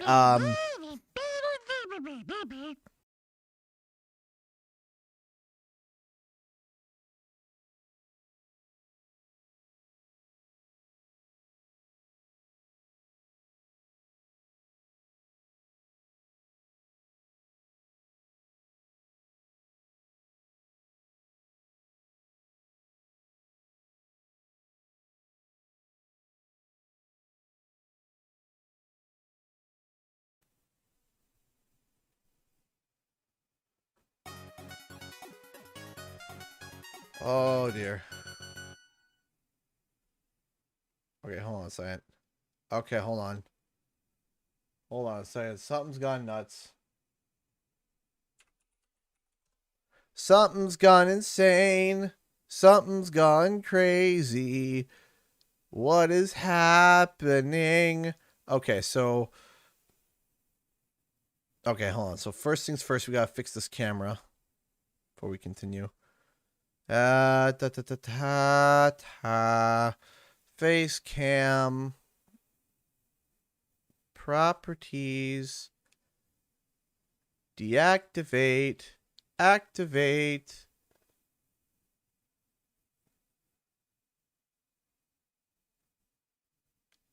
Hey, face cam. Face cam. Do you mind? Oh dear. Oh my. Okay, so hold on. We gotta figure out what's going on here. What in the heck is happening? Control Alt Delete. Let's go. Task Manager. Okay, so nothing is.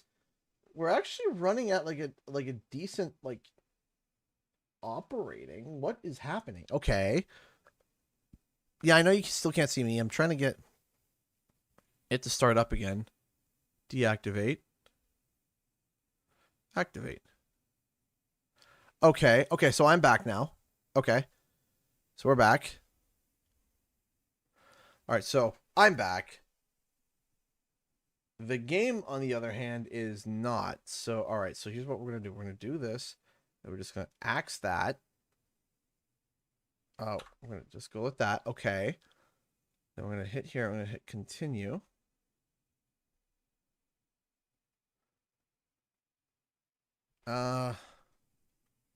Oh, dear. Okay. That's not working. Okay. So, we're going to hit give up. And we're going to reboot this. Is everything fixed? Not quite. No, I don't want to try again. Game. No thanks. Let's give up.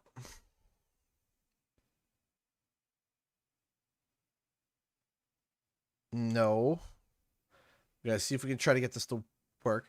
My favorite breed are Dobermans. Dobermans, very nice breed. Dobes. I like Dobermans. So, thank you so much, Chapman, for... No! 20 FPS, that's a compliment, Luke.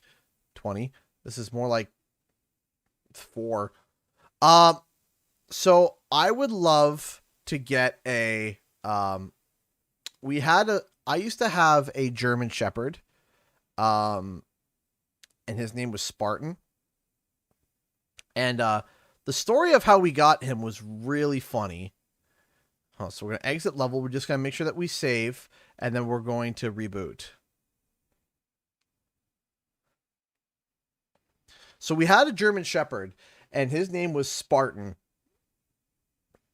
I'm going to fix it. Guys, Andrew Jones, Harris, I'm trying to fix it. Trust me, this is not what it's going to... I need to first make sure that we're saving, so that we save our progress, so then I can reboot it. All right? So just hang on. Hey, Chapman, thank you so much for the $5. Game decided to run the same FPS as an 80s cartoon. Yeah, basically. Okay.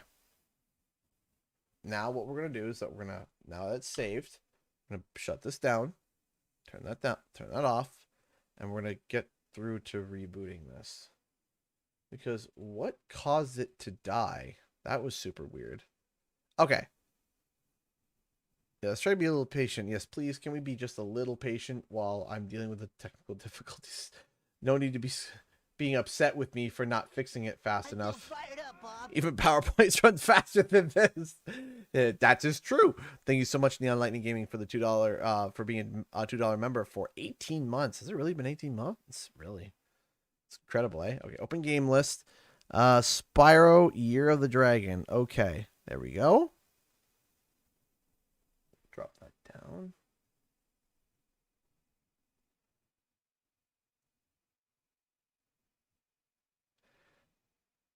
Okay, it seems to be better already. Do we got audio?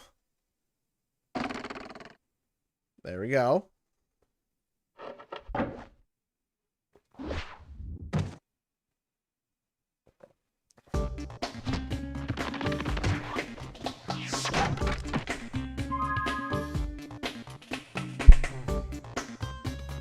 Making sure that everything is okay. That looks there. That does look a lot better. There we go. All right, give me a second here.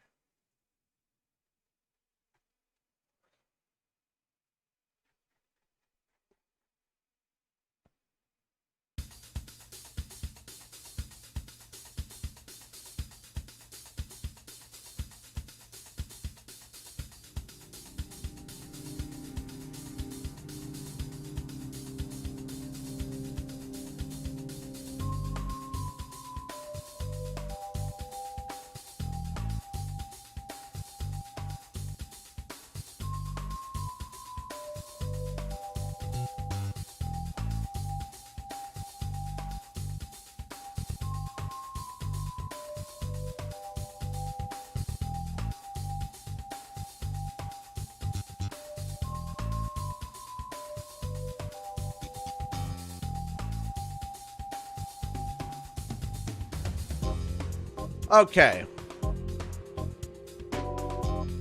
Okay, I think we're good. I think we're ready to go. Okay, back to Honey Speedway, yes. Ron, doing another $2. I appreciate that. A good cat breed for a dog person is Maine Coon. You see, for me, I'm not great with cat breeds. The only cat breed that I know is like orange tabby, and like my sister has a Himalayan.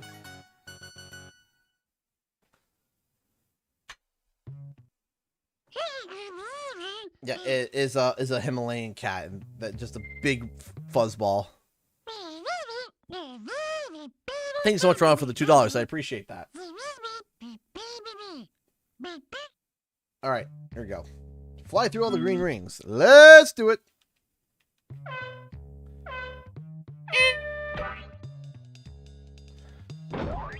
Okay.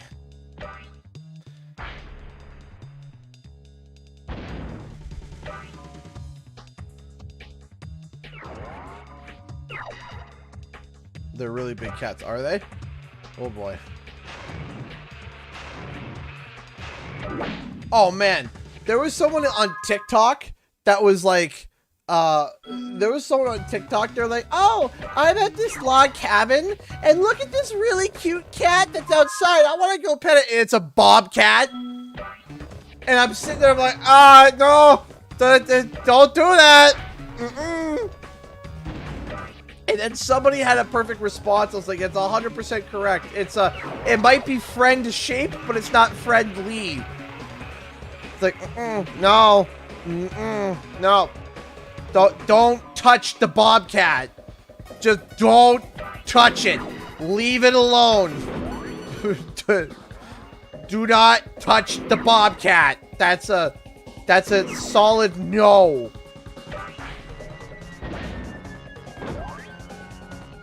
If you've ever encountered or dealt with a bobcat, you would know. Don't touch it. Don't touch it. Don't play with it. Don't touch it. In fact, be safe. Don't even look at it. Leave it alone.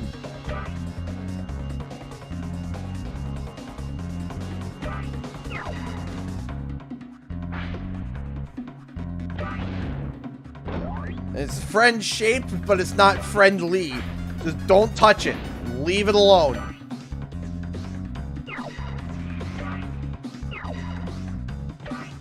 Unless it likes you, stay away from the bobcat. But it's a big friendly cat.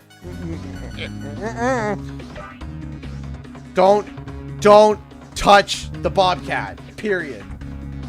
And everyone in the comment section was screaming, don't touch the bobcat. Hang on a second. Thanks for the bobcat word. Just don't touch it. Just should donate $1. Fix stream in 3 seconds, otherwise I won't give you my sand. Oh, that's a shame. That's a shame. But they have the cutest little murder mittens. Oh yeah, emphasize on the murder. They're definitely murder mittens. Double down on the murder aspect. Just don't touch them. Leave them alone. They're grumpy. They're angry. They're not happy that you exist.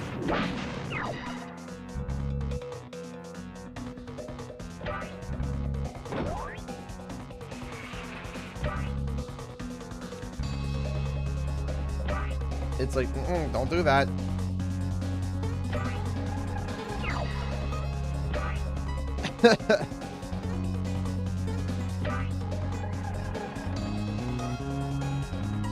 And if you ever see like a bobcat go nuts, goodness me. By the way, thank you so much for the $1 shooter, but it looks like I'm not gonna get your sand. It's a shame that I don't get shooter's sand. Haha.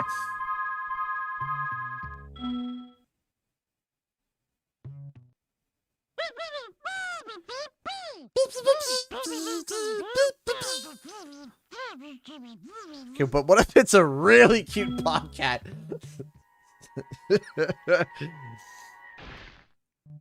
You want it to be the last thing that you ever see? Go touch it. That really cute bobcat will be the last really cute thing you've ever seen. Time attack, and then we gotta go find Hunter.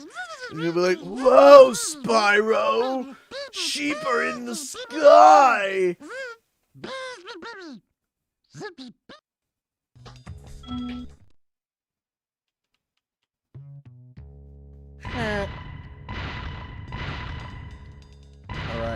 Hunter!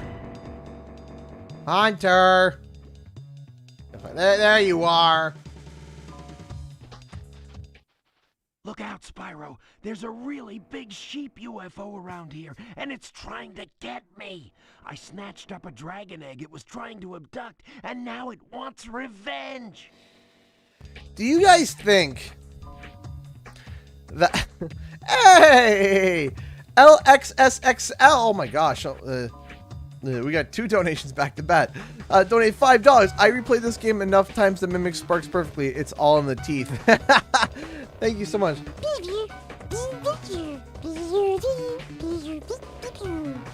Thank you so much for the $5. Then Big the Cat donated $2 through Super Chat. Hi everybody, I heard someone say Big Cat. Thank you so much, Big, for the $2 Super Chat. We got 2 donations back to back. Thank you so much, Chad. I appreciate that. Thank you.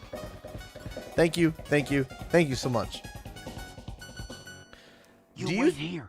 I'll lure the UFO down the river of honey. Do you guys think that Insomniac purposely made it so that Hunter sounded like a conspiracy, how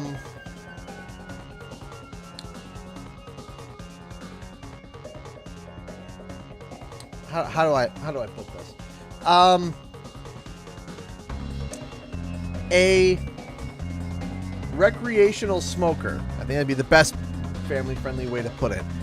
That they made him seem like during these levels that he's a recreational smoker. Does that make sense? He's like, whoa, man, there's a UFO in the sky. Okay. Here I go. Whoa! Like, do you really think that they made it, like they purposely did that?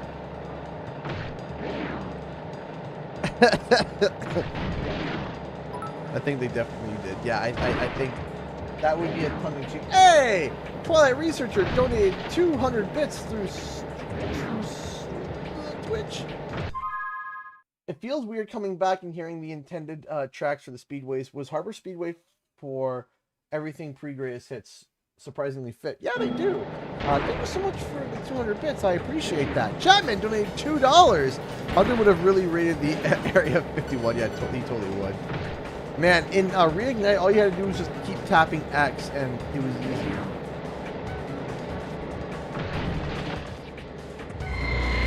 Bye, Hunter.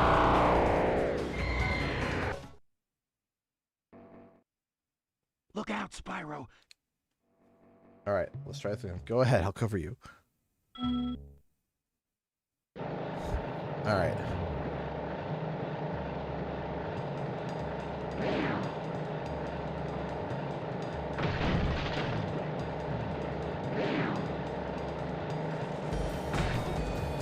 Just Shooter donate $1 is Aether best Spyro lore. Definitely the most complex Spyro lore. Thank you so much for the $1. I appreciate that. Thank you. Thank you so much for the $1. It is definitely interesting. Aether or convexity.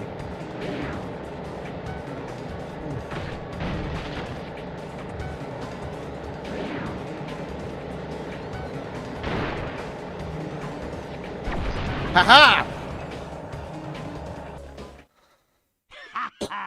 Did you see that? Nobody outraces a cheetah. And look, I didn't even drop the egg. Hunter's a little crazy cheetah. Just a little. Just a little crazy. But we saved Nori. Not gonna lie, sounds like a dwarf from The Hobbit, but... Gizmo Cat donated $5 to Super Chat. Question is, does Spyro see these UFOs? He's never around when there are UFOs. You see, that's the thing. I think that's the subtle joke there, is that like Spyro's probably like, sure, Hunter, I see them. I see them everywhere. Thank you so much, Gizmo Cat, for the $5. I appreciate that. Thank you. Charles then donated $1. How even did the Robotica Farms inhabitants get here? That's a very interesting question. I wonder if there's like a way that there's like a backstory to like each world like, you know, for each world, I wonder if there's like a, you know, each world, there's a story for each world and how they got there. I think that'd be kind of cool. Twilight Research donated 50 bits. Hunter in a nutshell. Here's a here's a McGaffin Spyro needs. I'm gonna hoard it / carry it to dangerous situations for no reasons. Yeah, basically. Like, you wonder if, you know, Hunter's actually a good guy or not. Shooter donated $1 through Streamlabs. Thank you so much. I'd say that Aether is best but most complex. I think it's the multiverse, given all the moving parts it has. Crash on the Run didn't help with that either. Made it complex as heck. Yeah, no, definitely. Crash on the Run has thrown a wrench into everything in terms of lore-wise, because now what's happened is that unfortunately what has happened is that it has, what it's done is that it's thrown, thank you so much for the bit, Neon Lightning Gaming. It's only 9:30 p.m. and we're talking about Hunter conspiracy theories with aliens abducting dragon eggs. I know, right? Man, it's like the do you know where your children are? Welcome to Frozen The late night like conspiracy nut crack shows. I want to grant you a special power for as long as you stay in our world. All right. So here's the big thing about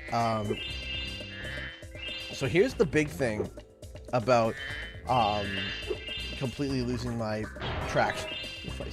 Dang it. Wolverines are giant murder ferrets. Yeah, they are. Thank you so much. I think you did donate that before and I missed it. I'm sorry that I missed it. I'm sorry. Okay, we are getting a slew of donations. It is a donation train going on right now. What in the heck? Thank you so much, everybody. Oh dear, I forgot Charm Ridge exists in the world. The hashtag hardest Spyro level of all time. Is the original Charm Ridge that hard? I remember it being fairly easy, but like in Reignited. Sold us a laser defense system to protect us from Rhinox, but with these flippers I can't even turn it on. You'd have no trouble using it though. Just walk inside. When you're done, press the triangle button and you'll walk back out. Cool. Yeah, thank you so much, everybody. This is incredibly kind of all of you. Thank you so much. Haha. Everyone's spamming payday. Melty. Minute.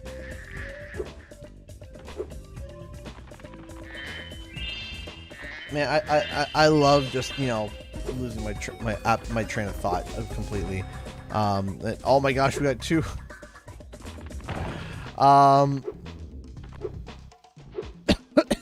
Okay.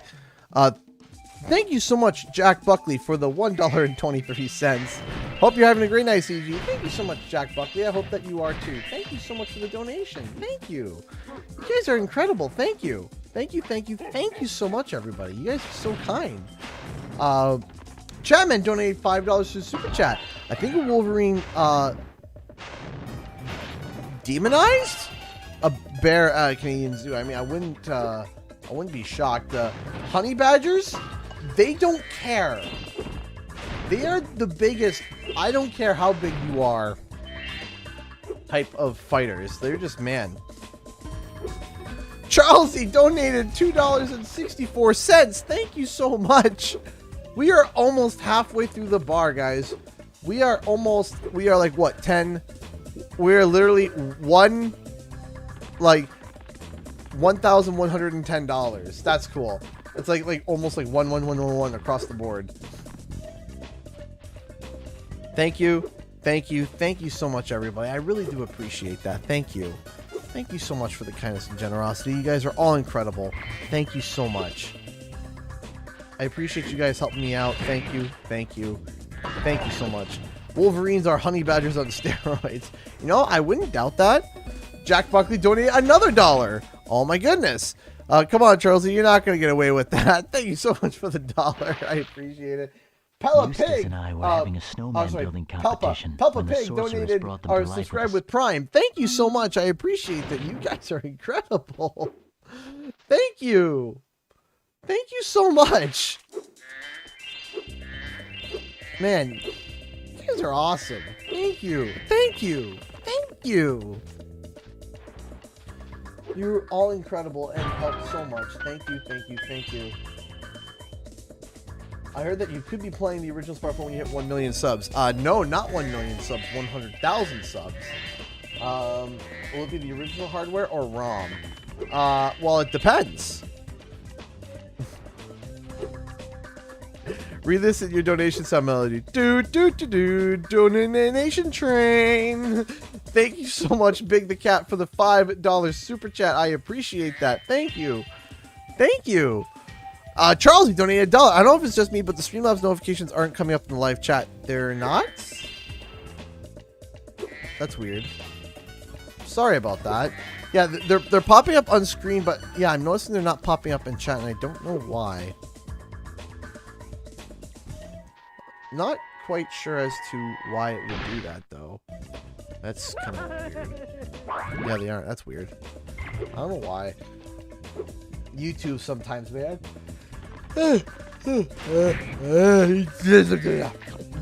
yeah, no, in terms of like playing, like when I do play, enter the oh no, no, we're not doing Enter the Dragonfly until we hit 100,000 subs. That's the we have to hit that first. When we hit 100,000 subs, then we play Enter the Dragonfly. But thank you so much for the $2. I do appreciate that. Thank you. Thank you so much, guys. All these donations are so kind and generous. Thank you. Get me out here. Pumpkin Vampy just donated $1. Thank you so much, Pumpkin Vampy. I appreciate the support. Thank you so much. Mystery235 donated $3 through Streamlabs. It's not much, but I figured I could at least give you a little bit. You're a great Spyro and Crash content creator. Aw, thank you. No, I appreciate that. Thank you. You say it's not much, but it means so much to me. Thank you. Thank you so much. I appreciate that, Mystery. Thank you. Thank you. Thank you so much for the $3. I do appreciate that. Thank you. Thank you so much. That's so kind of you. Easy to get up to that treasure. You guys rock. Way to go, y'all. Absolutely. I agree. You all rock. Oh, don't worry, Mallory. There'll be a video. There will be a video. There will be an announcement. Give us a notice when you're going to stream Into the Dragonfly. I'm calling off work, turning off my phone, and enjoying every minute of the rage. Oh, dear.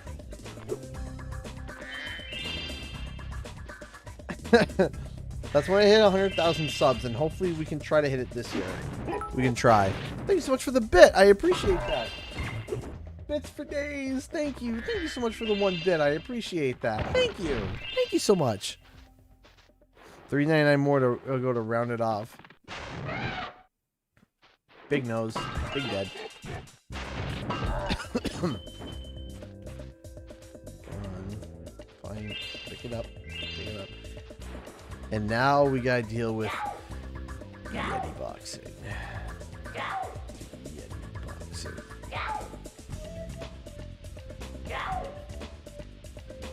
Die! Thank you. Stop saying yow and just go back from whence you came.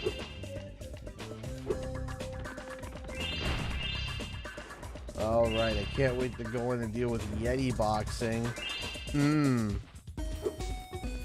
Pumpkin Pappy donated $3.99 to make it an even $900. Thank you so much. We are $100 away from being halfway through the bar. That is incredible. Thank you, thank you, thank you so much, everybody. I appreciate that. Thank you, thank you, thank you, thank you so much, everybody. Thank you for making it an even $900. That is awesome. Thank you, thank you, thank you so much. Spyro, I've just received word from my little brother. He appears to be having some trouble with the Yeti. Jack Buckley donated $1.01. I got you. Oh, 901. $1.01. Now it's $901.01. We are now over 900. We're getting close to the halfway point. That dumb Yeti took my ball. I told him to give it back or you'd kick his lousy butt, but he wouldn't listen. All right, here we go. Fight Yeti. Here we go. I know you do it. Go and show him not to mess with us. Remember to block his eye punches and hit him low when he tries to block. Okay, quick jab, body blow, hookaroo, block high. Okay. There you go. Hey! Neon Lightning Gaming donated $1.02. Not even anymore. Thank you so much. I appreciate that. Thank you so much for the $1. Thank you, thank you, thank you so much. Hey, that's no problem, Mobius. Thank you so much. I appreciate that. Thank you. All right, here we go. All right, and in.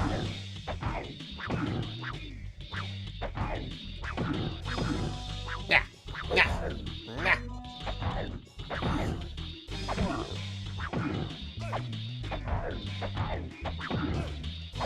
Blocking is for losers. One.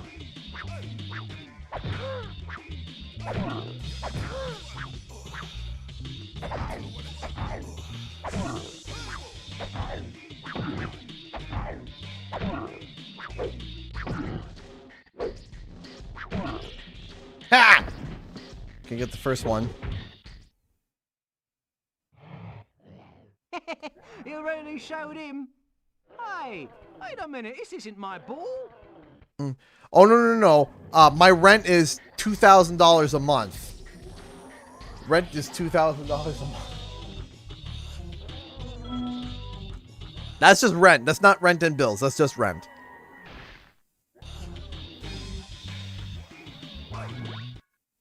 You should go back and kick his butt again. Here we go. Make him give me my ball back.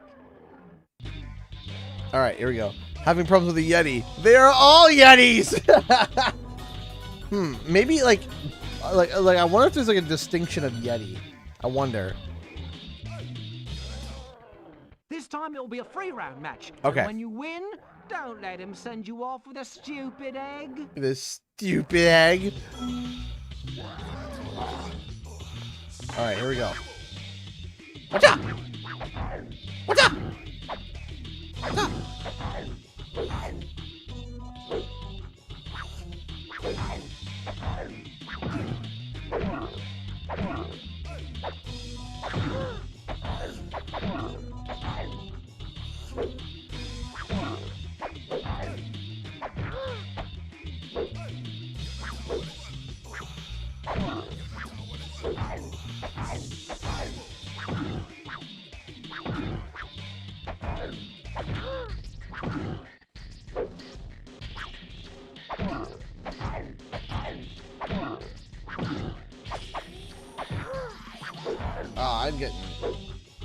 I'm getting slobber knockered.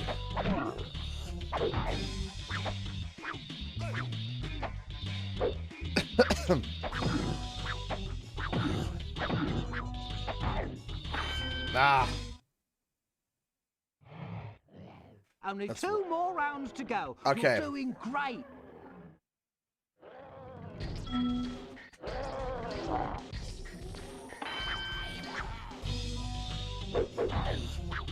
I prefer it. I don't share that information, Mystery, and that's not, it's not for,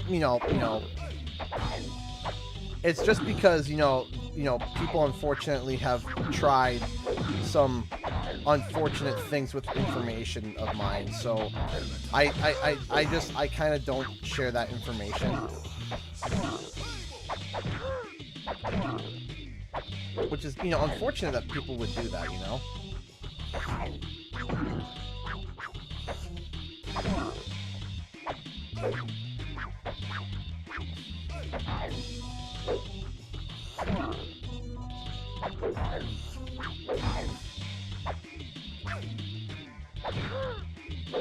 Ah!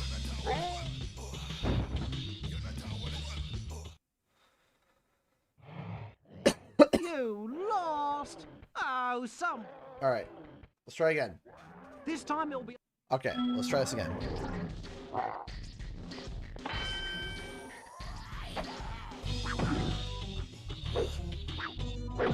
Oof.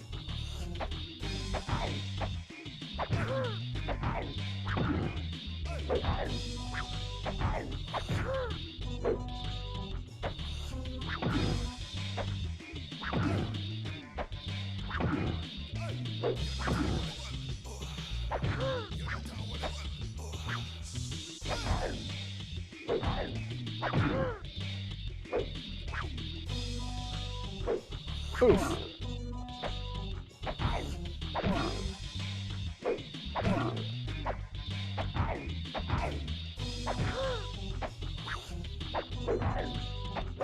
Boom.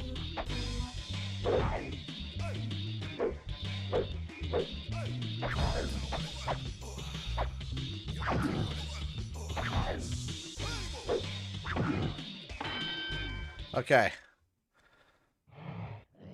Only 2 more rounds to go. You're doing great. Okay, here we go. Oh, my neck.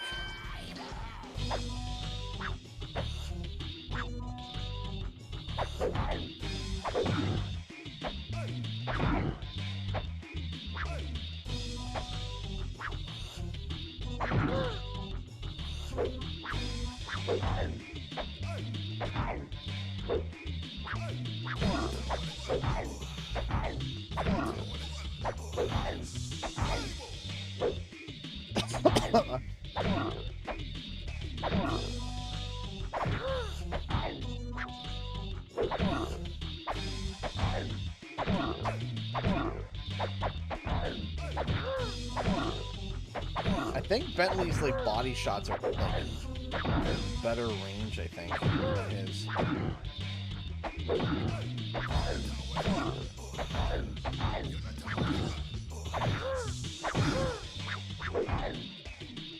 Dang.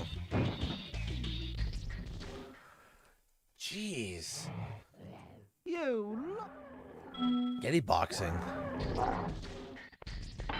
It's a lot for rental. Oh yeah, and the worst part is I have the cheapest on my street. The people across the way from me are paying $23.50. Oh no, sorry, $23.95. So, and that's before utilities and stuff.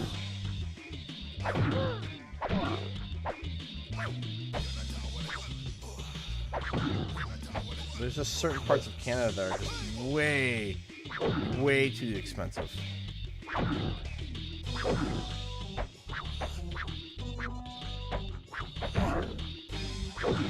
That's robbery. Yeah, I know. Oh, I think I found the strat.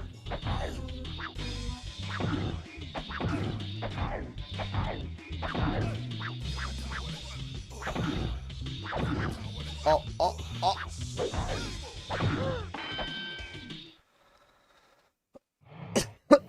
Only 2 more rounds to go. You're doing great. Okay, let's try this again. Round 2, fight.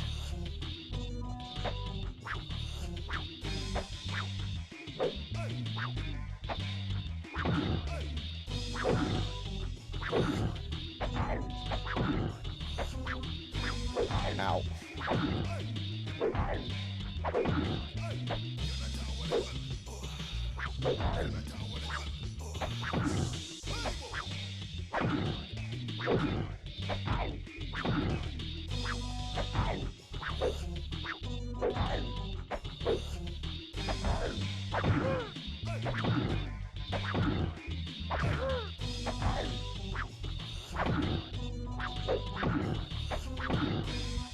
How's that feel, huh?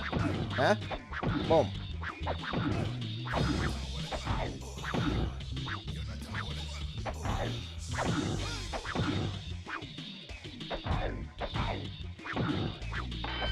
Ooh.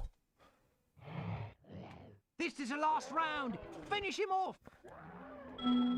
Here we go. I think I have a slight advantage, I think.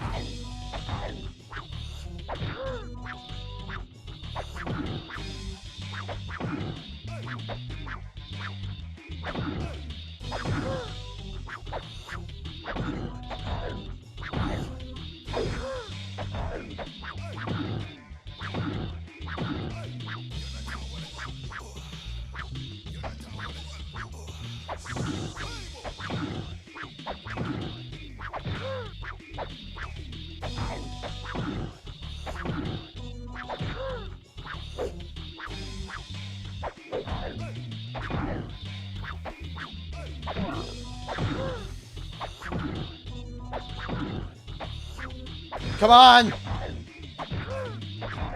No!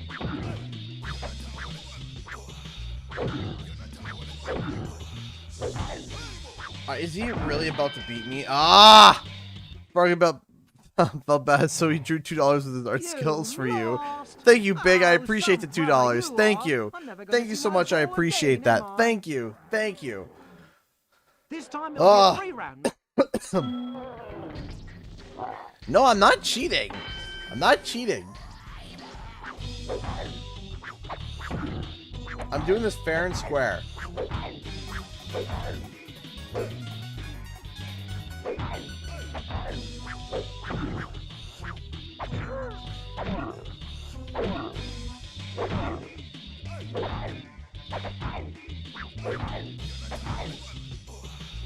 Man, why does he take so long to bloody punch?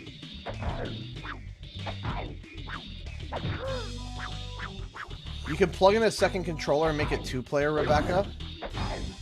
And then just, like, not do anything.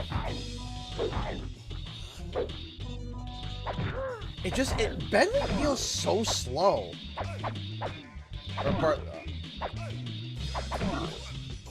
I don't get it.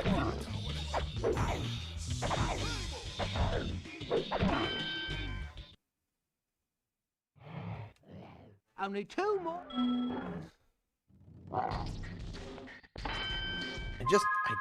I'm gonna exit area and go back, and there's no point in continuing that fight. I'm gonna lose anyway, but I'm gonna go back in still.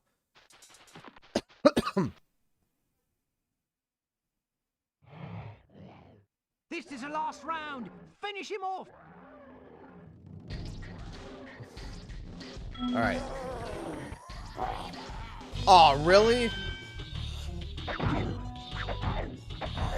right, I'm just gonna let him just like, well, see if maybe I can figure something out with this.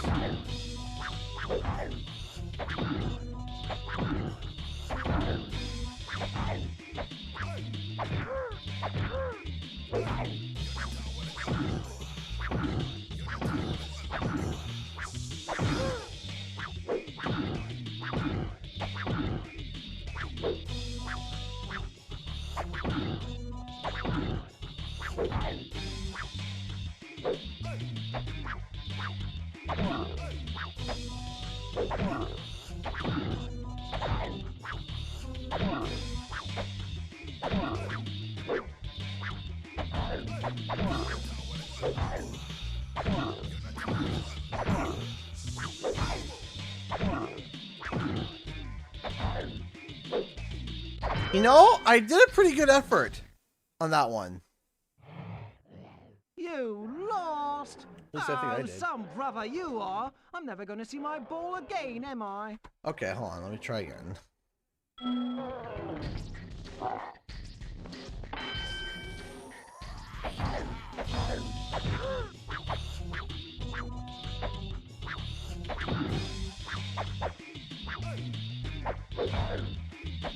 It's like I'm hitting him.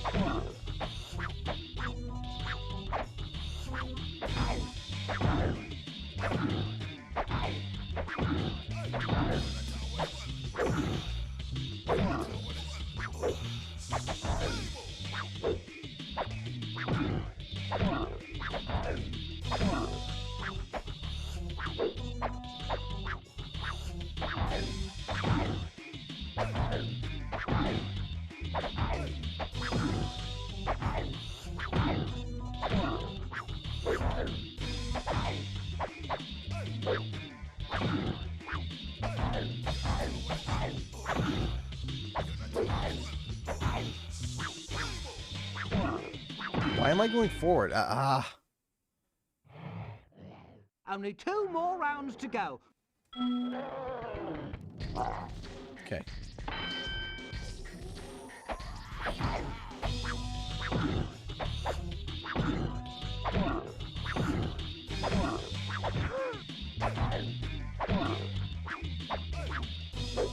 How'd that go, huh?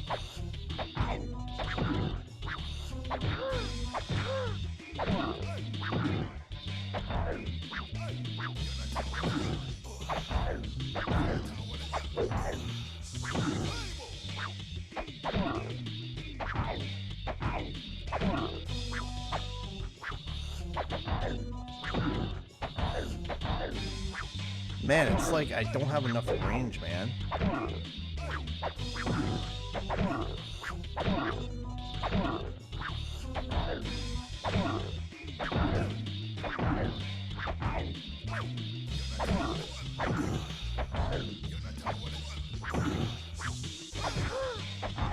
Oh, man. This is the last round. Okay, come on. This is gonna be close.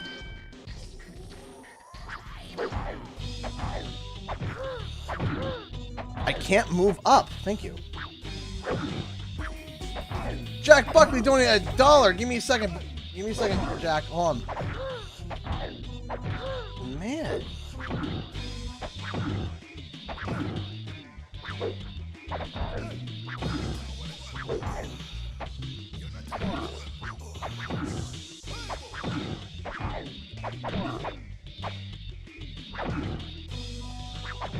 Ah! Jack Buckley donated $1. ACG sent you an art piece on Twitter that will hopefully help with the 50% bar. You lost. Oh, some brother you are. I'm never going to see my ball again, am Hold on I? 1 second.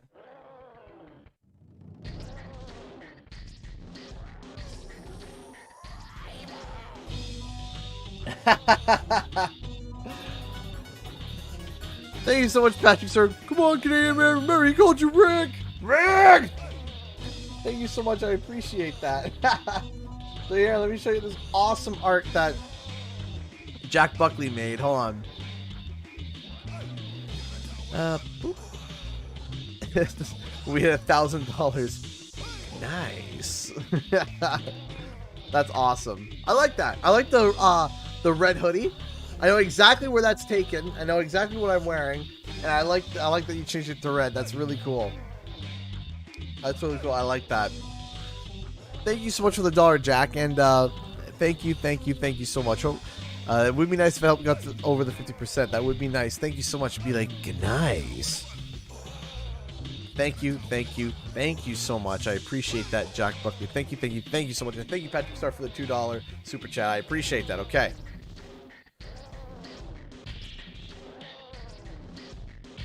Well, hello there, Mary. All right, here we go.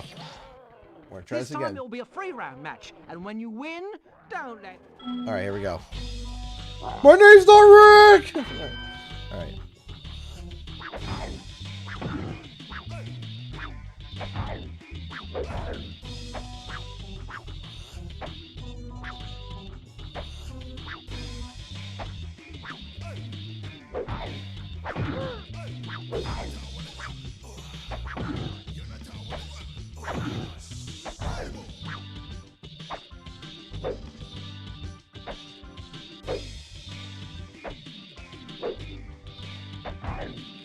Man, this one is just tough, man. I don't get it. I genuinely don't get it. Like, why are certain punches landing and other punches aren't?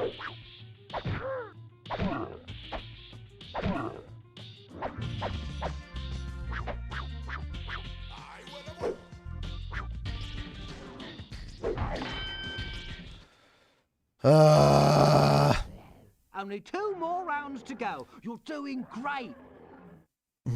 When you do get over $1,000, you gotta say nice with the most guttural tone possible. I'll try. I'll try my best.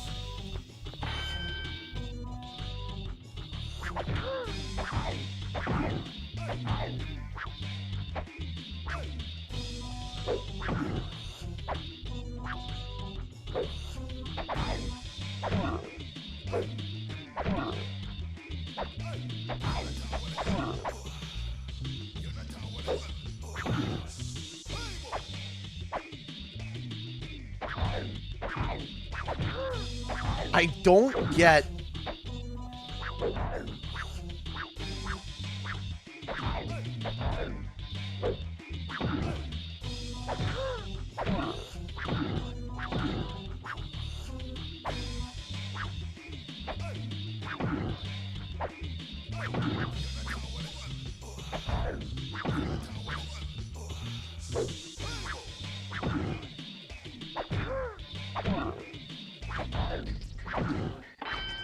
Okay, you know what? This is the last...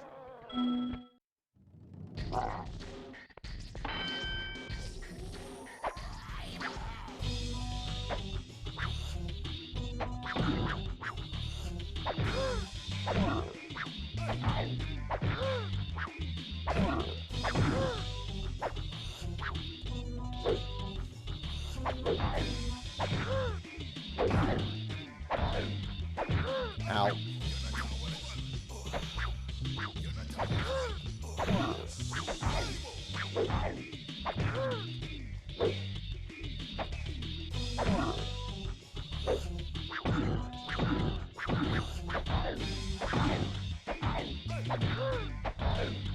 Okay. Ah, my gosh. We can do this. I know we can do this. You look... Yes, I know. Oh, I lost. I get it. Yeah, whatever. Okay, let's do it.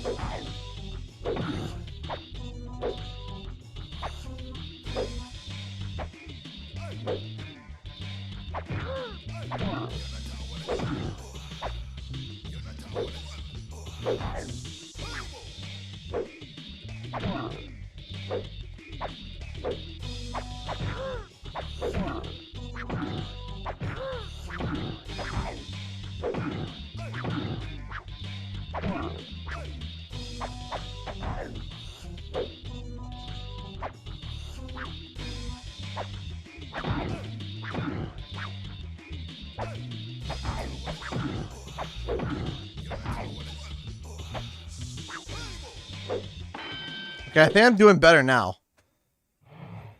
Okay. Only 2 more rounds to go. You're doing great.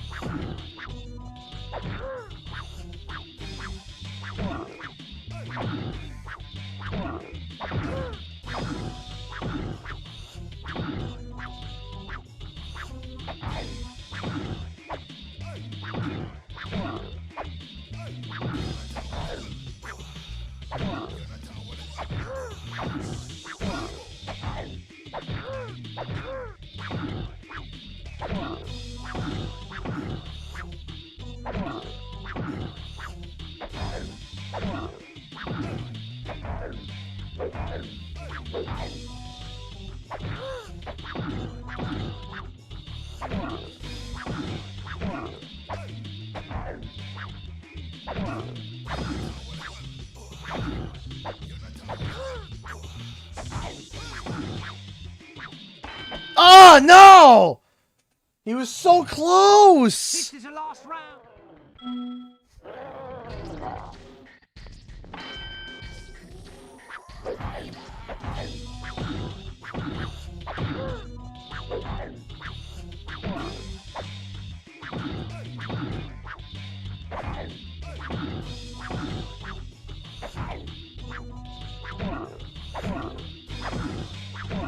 Yeah! Thank you, Mallory. Thank you. I looked over, started getting in the corner. I was like, you know what? This isn't my ball. It's just another stupid egg.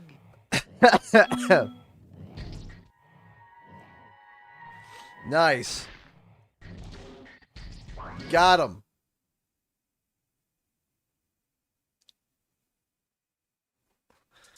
I'm going to... Hold on. I know I just did it. And, you know, I am going to do this. Oh, I found my ball. I forgot I lent it to Eugene yesterday. No harm done, right?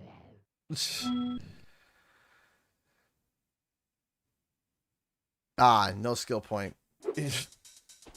So the Yeti never stole the ball to begin with. That... Thank you so much, everybody. I appreciate that. Thank you. We did it. He went down. Down with the Yeti.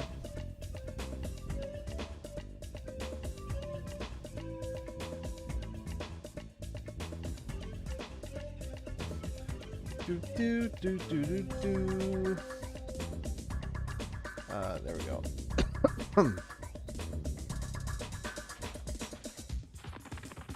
Hey, that Eugene borrowed it yesterday. No hard feelings, right? Meanwhile, Bentley, black eye, teeth missing.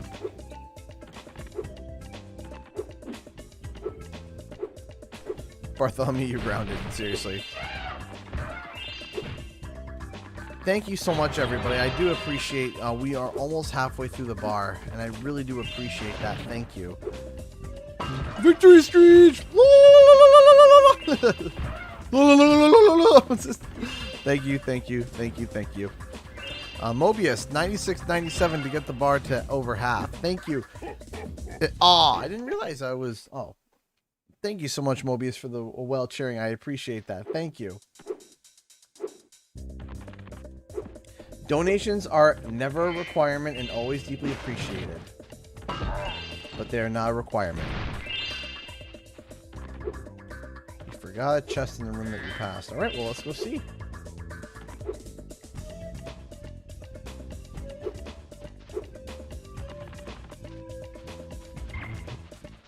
Oh, there we go. Thank you. And whoop.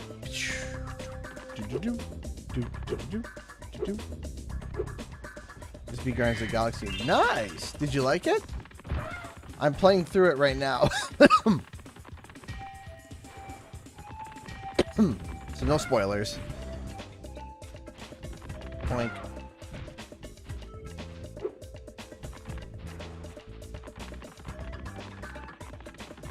And boink. Go to here. Go to here. Go to here.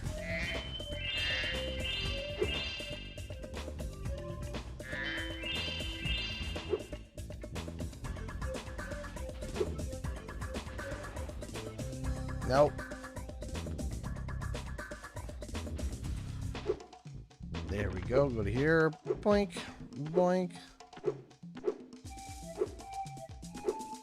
Jumping. Jumping. Jumping. Jumping. Jump. To the left. To the right. And whee! There we go. What's your favorite level in Spyro 3? Ooh, that's a good question. I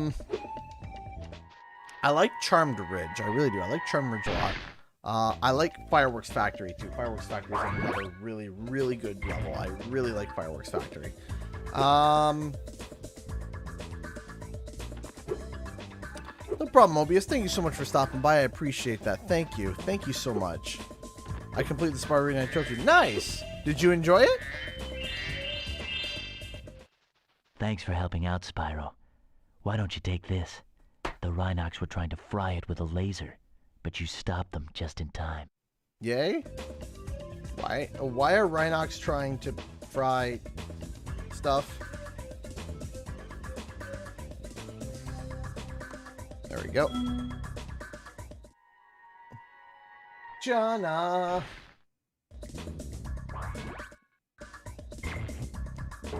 The door opens. They're hungry. Apparently, yeah. They're willing to fry an egg with a laser. Spyro, you're a sports fan, aren't you? As you probably know, Frozen Altars is the birthplace of the great sport of cat hockey. Today's match is sold out, of course, but I just happen to have a spare ticket that I'll sell you for, say, a teensy-weensy markup. A teensy... I'll pass. Off you go then, but you'll regret it. Many years from now, you'll sit on your old dragon haunches and wish with all your might that you could have just one more chance to see a game of cat hockey. Uh-huh. Scalper prices. Thank you so much for the 1 bit. I appreciate that. Say, Spyro, you're... Yeah. Money hags. Alright. I challenged a Rhinox to a traditional game of cat hockey, but I think I sprained my flipper during training. Would you mind taking my place? Yes. Great. Freeze the cats and push them into my goal to score. Alright, let's do it. Cat hockey. Bye.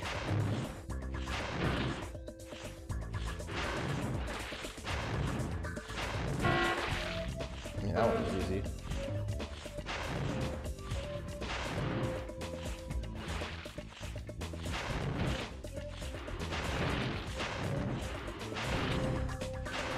In you go. 2, 3.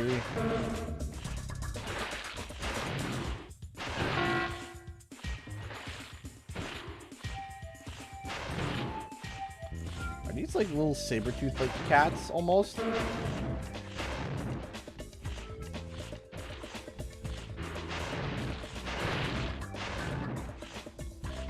Why are they not thawing out? Well done.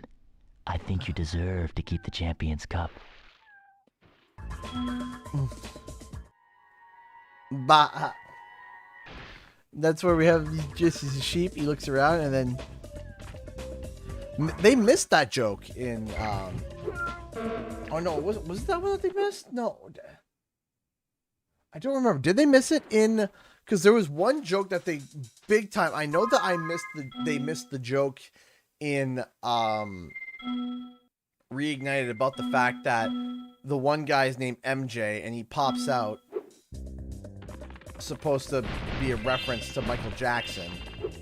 But yeah, in Reignited they completely just missed the sheep. It was like, why was that missed? I don't get it.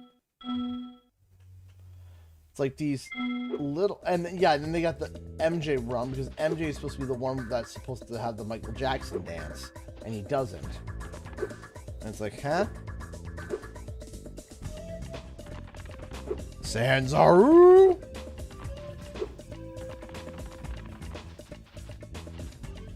Man, I gotta try to contact somebody that did work on Spyro 3. Because I would love to have an interview with them. I really would.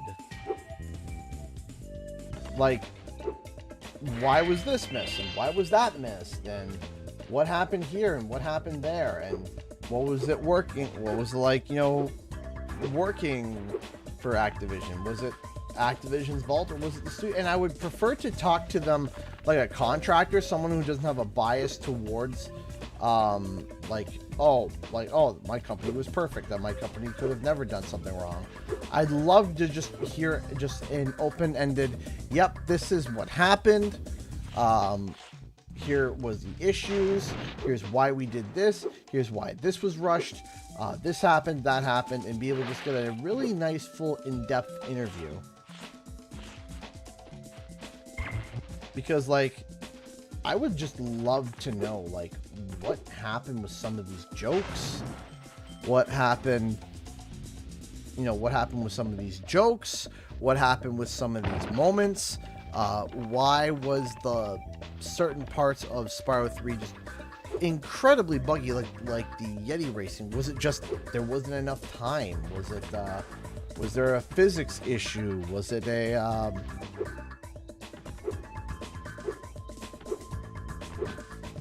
it just, you know what I mean? Like, it just, like, what was it, you know?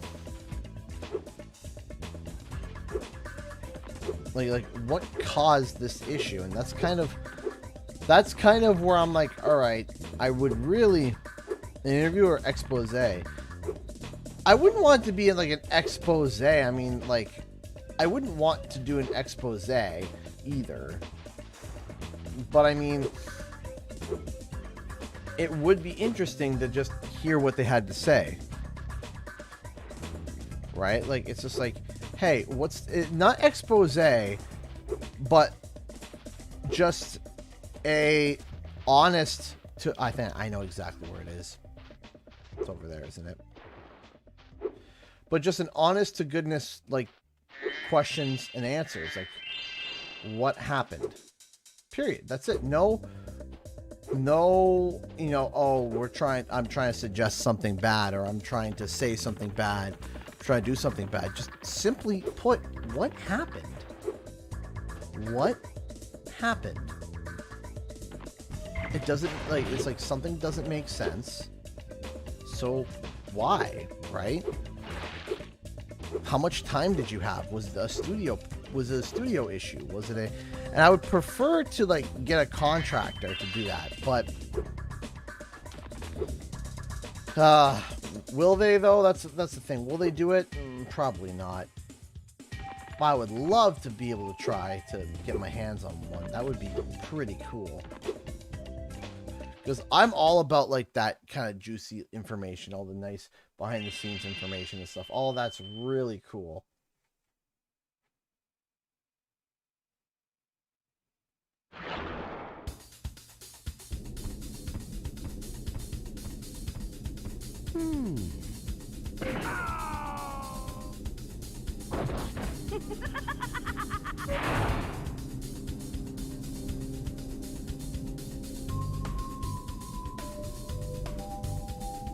All right.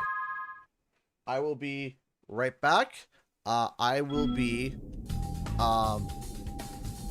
to grab some more water, and I got to run to the bathroom. So I will be right back.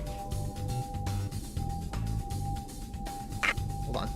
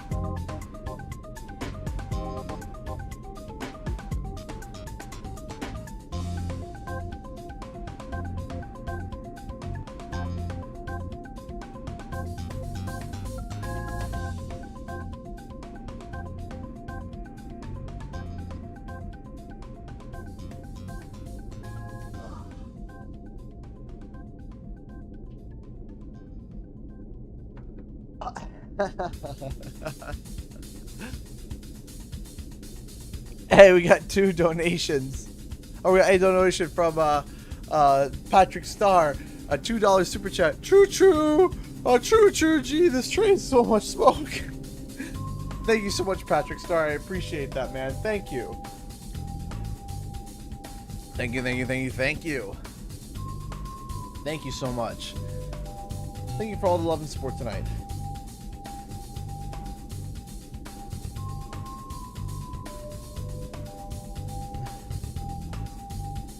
Give me a second here. Train broke down. If only someone can help me push. And thank you so much again. Thank you again. Thank you, thank you, thank you so much for your kindness and generosity. I do appreciate that. Thank you. Thank you, thank you, thank you so much, Patrick Star. If no one else can help with the train, that's okay. You helped me out. So thank you. Okay. So, Lost Fleet. Let's go to... So, Fireworks Factory, we just gotta race through because, hey, thanks for the 4 bits, Neon Lightning Gaming. Bit Train!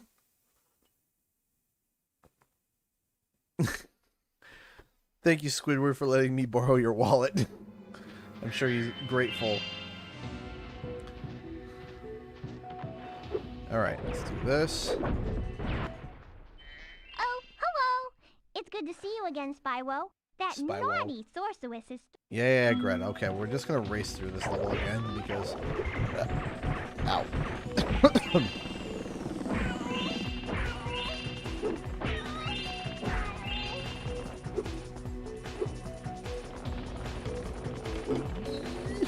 Good. There we go. It looks like you'll have to use this cannon to get a...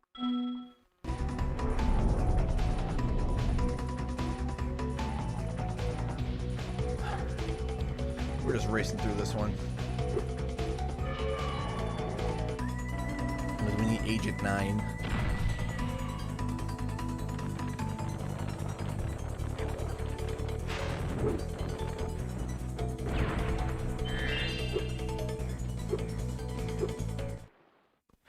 Yeah, the twin dragons are not going to be fun. We have to destroy it. Just follow me. Okay, following you, Greta.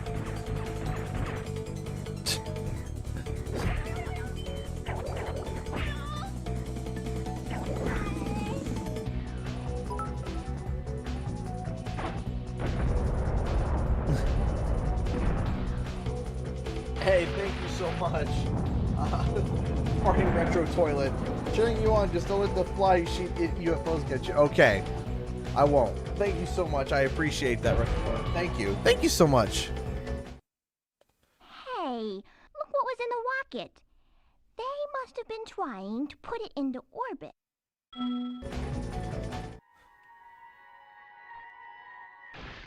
Greedy. If you see Handel, tell him I've gone back to Evening Lake to finish work on the professor's rocket. Professor's rocket? That's true. Yeah, they did cut out the Matrix bit.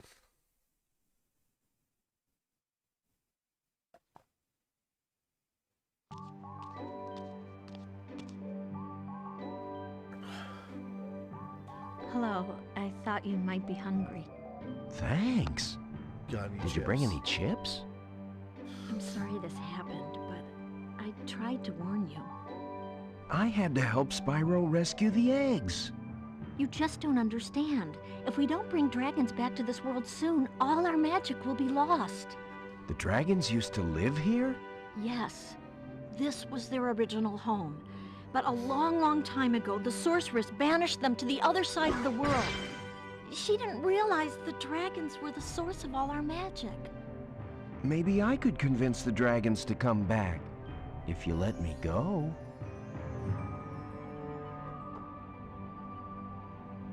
I'm sorry, I can't.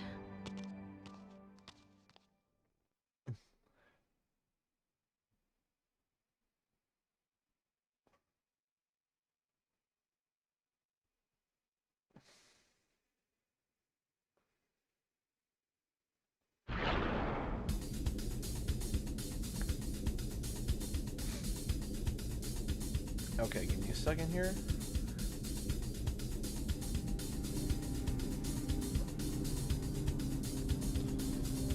Okay. Let's keep going. Alright, so we got...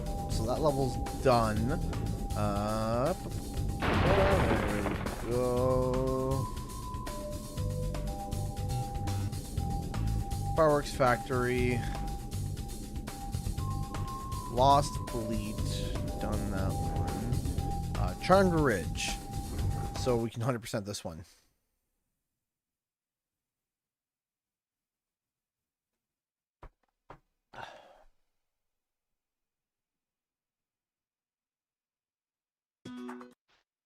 Spyro, we urgently need your help. The evil cat wizards of Felinia have stormed our castle and captured our princess. If we don't stop them right away, they'll force her to marry Prince Azrael. Alright, here we go. Oh, let's keep going.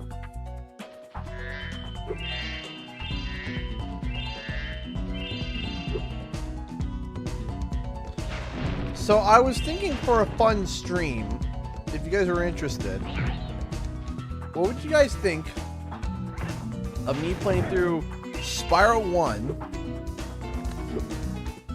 Andrew Jones, I said a few times, I have to revisit Fireworks Factory because I need Agent 9.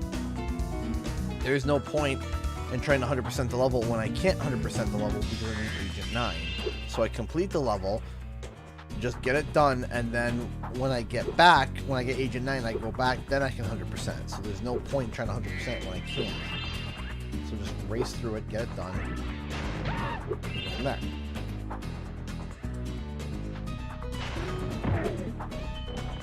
Blink.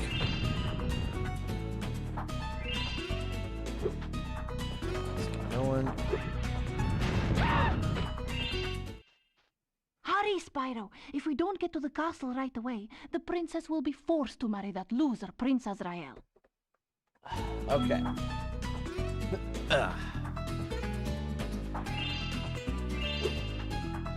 That. So anyway, I had this idea for a stream that I think would be really funny. And that would be... Spyro, and that would be to play the Japanese port of Spyro.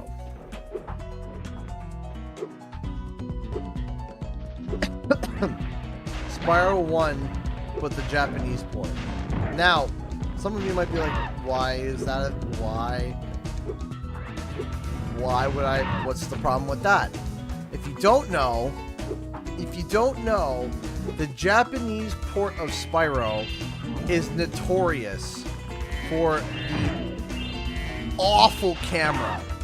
And I mean the awful camera that it was given. It was so bad it's what made the game literally crash, like, in Japan. It was terrible.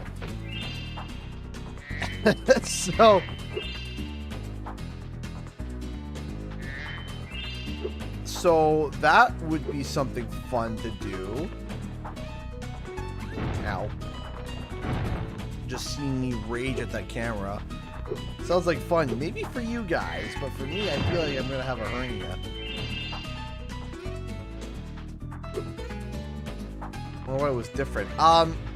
Because apparently the people that were reviewing the game, they're saying that they were getting what they called Spyro, 3D today sickness. Is your lucky day. The wizards and I have worked out And a so little they deal. thought that would if fix you it. simply pay a small toll, they'll be happy to raise these steps and let you pass.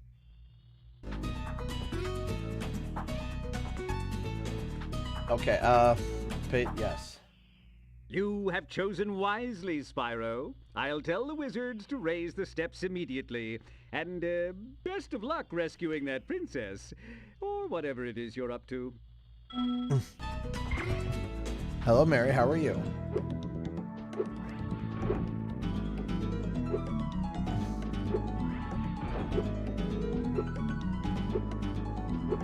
Like, have you guys seen some of the footage for? Hold on, let me look it up. Hold on.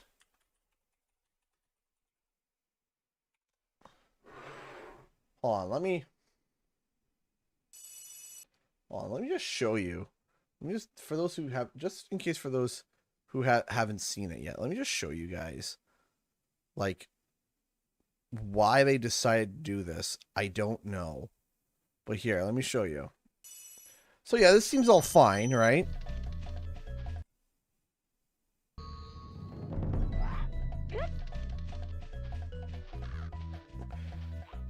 So this is actually not bad. The way they're doing, but look how he jumped. Like, you have to hold triangle the whole time for it to work like this. They're not even trying to make it look bad. That is what it's like.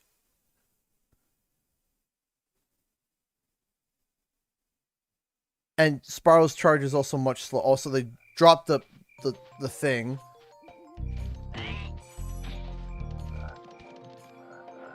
Like,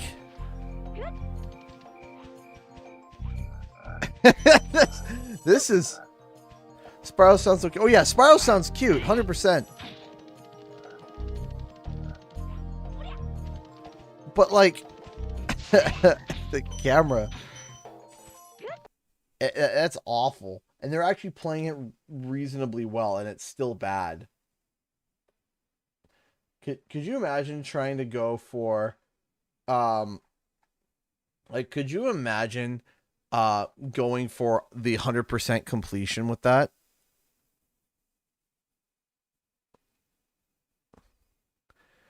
Like, could you imagine? Or could you imagine trying to do treetops with that? Could you imagine doing treetops like that? That would be awful. That would actually just be terrible.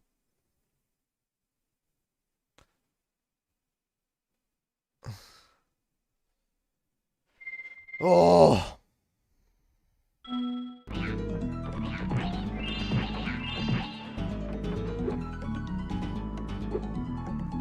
Watch the Spyro 1 world record holder play through the Japanese version. Oh, I bet you he had a great time with that.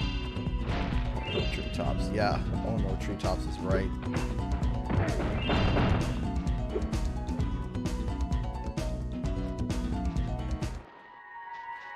Benjamin!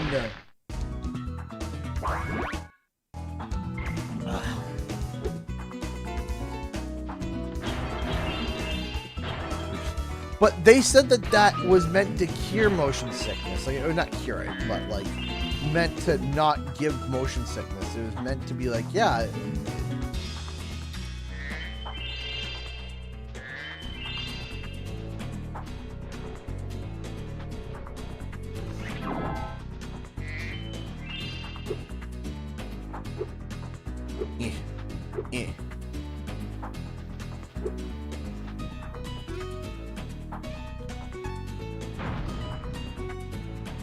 Oh, there they go.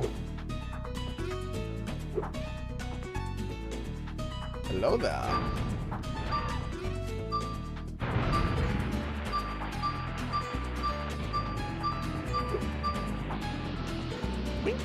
Boink. There it goes. Yeah, got it.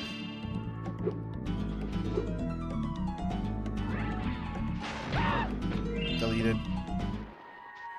No.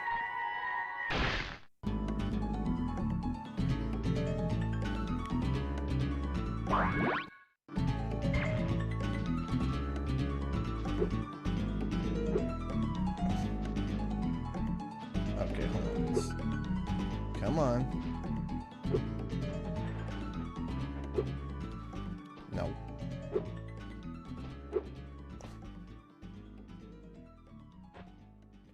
I want to make a joke about the boss blowhard, but it might suck. But don't.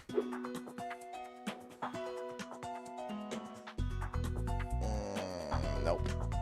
That was a solid no. That didn't work. I tried so hard and got so far. In the end, it didn't even matter. Because isn't that for a skill point? use that for a skill point.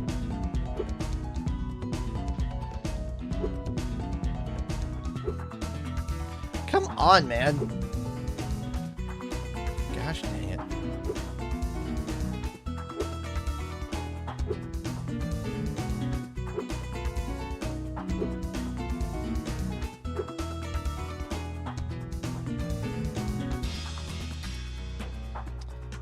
There we go.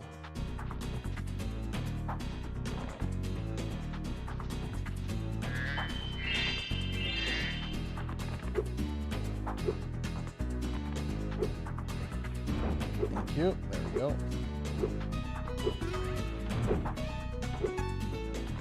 No.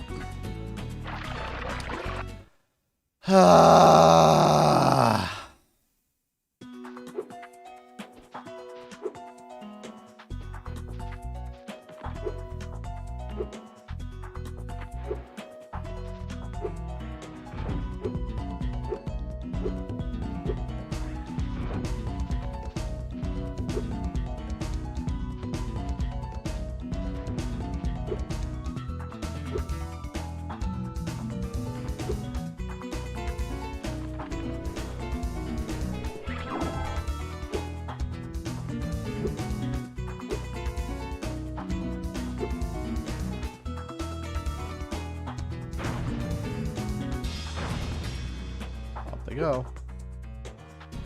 Whoop.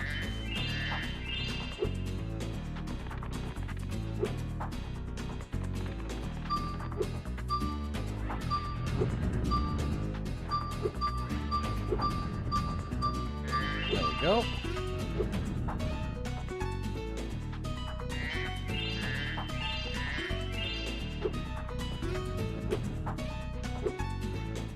There we go. There is no time to lose. Prince Azrael and his cat armies are about to steal our poor princess. There we go.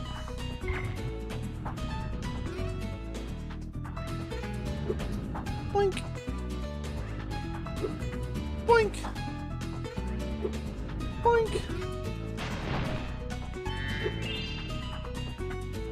All right. There we go.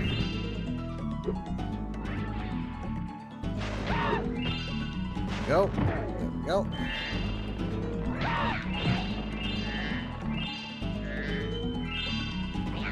There we go.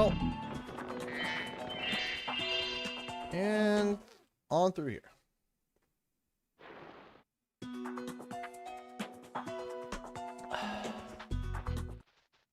According to legends, there's a golden goose at the top of this here mountain. I want to be the first person to the top so I can grab it.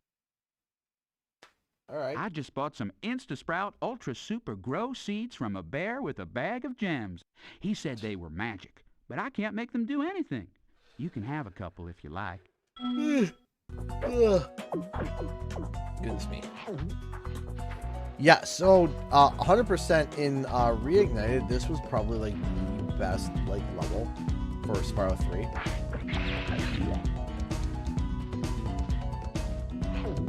It was stunning. It was absolutely just beautiful. What they did with it.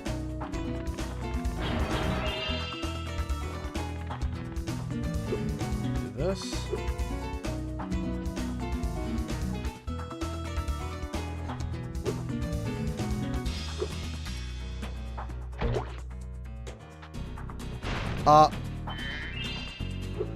Almost. You could do it in normal. No, it would just make the charging normal. It would make the camera follow when you charge, and then when you went back to normal, it would still be stupid. So, not quite. Wasn't 100% normal, but it was a lot closer to normal.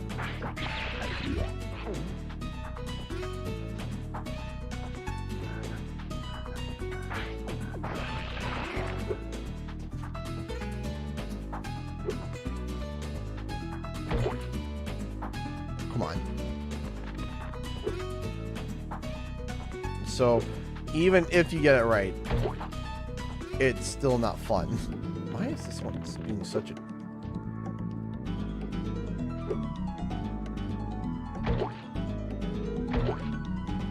There we go. Okay.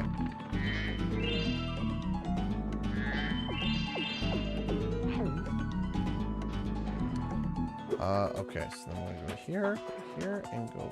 Boop.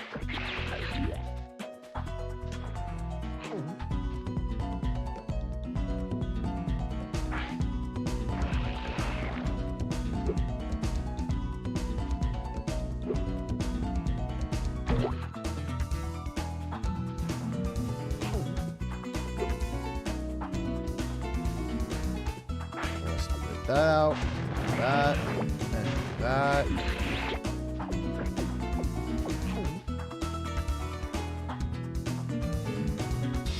Thank you. Thank you. Yeah, my birthday was on Tuesday, but I appreciate the birthday wish. Thank you. Thank you so much. Okay. Land that. There we go. Jump up here. Turn. That. That. There we go.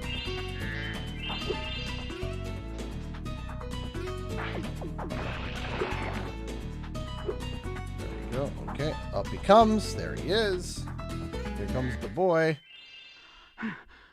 I found this egg on the way up here. I think it was laid by a golden goose. We'll have to keep going. We're almost to the top. Not quite a golden goose. Shelly!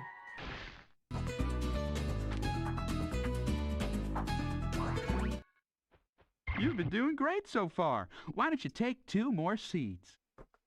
Thank you, Jack.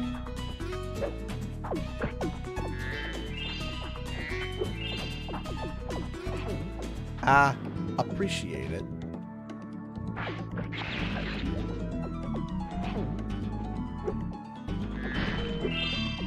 Alright, so then we go like this.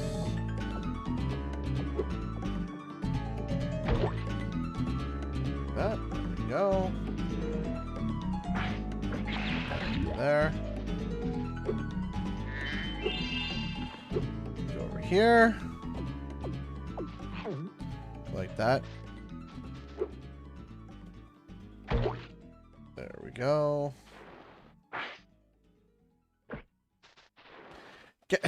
Get in the fertile ground! Do it!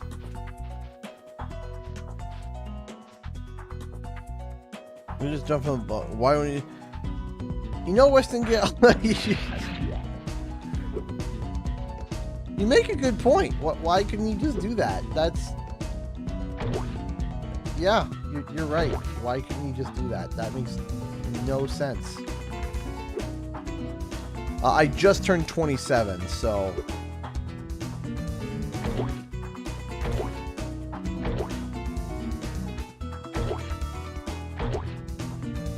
There we go. Get to the chopper! Yeah, do it! Do it now! So drop that there.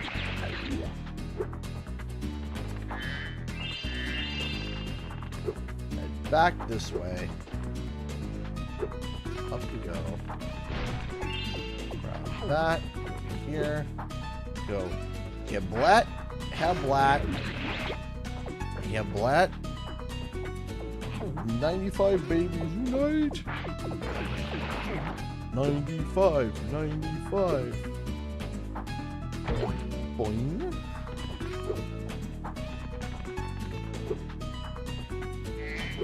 Grab that. Grab that. Grab that. There we go.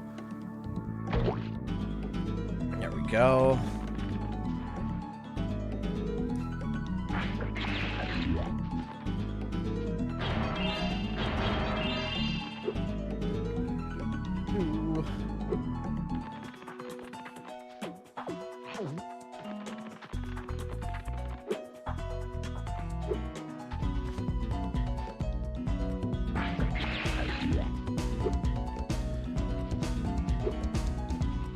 Then we go like this.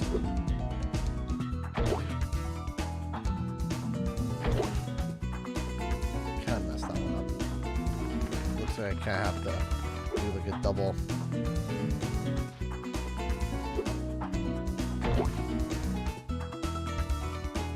Boing. Boing.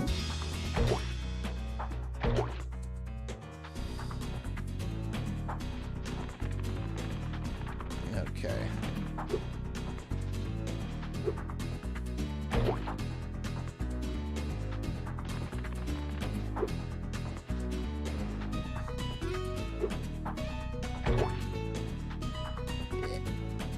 we go.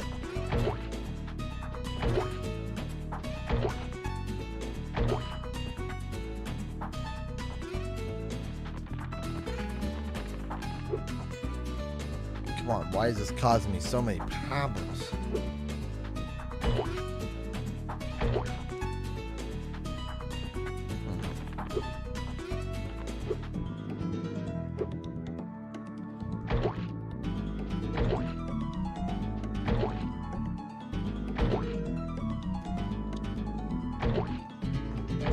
$95 for me. Yep, 95, baby. That did not work. Yeah, I'm a 9.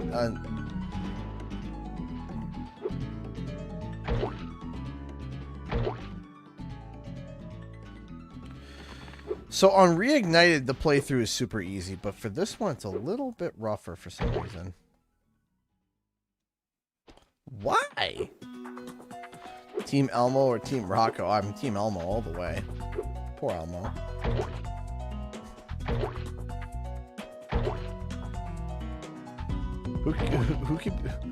Who's Team Rocco?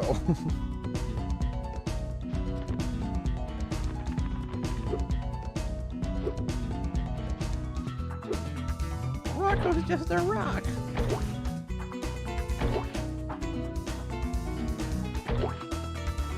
Okay.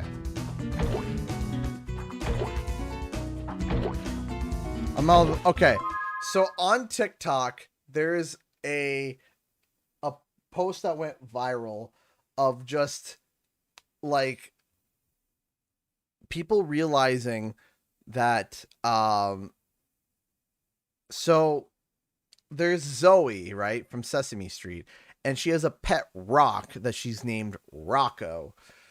And there's been this feud between Elmo and Rocco for like years, and TikTok just realized it and it's gone viral now. And it is absolutely hysterical.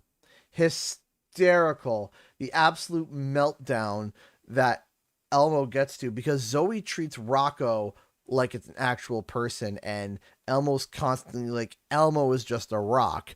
And at one point, he absolutely loses his mind because there's one oatmeal cookie left, and he wants it, and he goes to take it, and Zoe says, no, you can't have that. He's like, what do you mean? It's my favorite cookie, and there's one left. He goes, no, that's Rocco's cookie. Rocco's going to eat it. And Elmo just loses it. Elmo just absolutely just loses his cool. He just absolutely just starts freaking out. And it's absolutely hysterical. And people have been posting about it.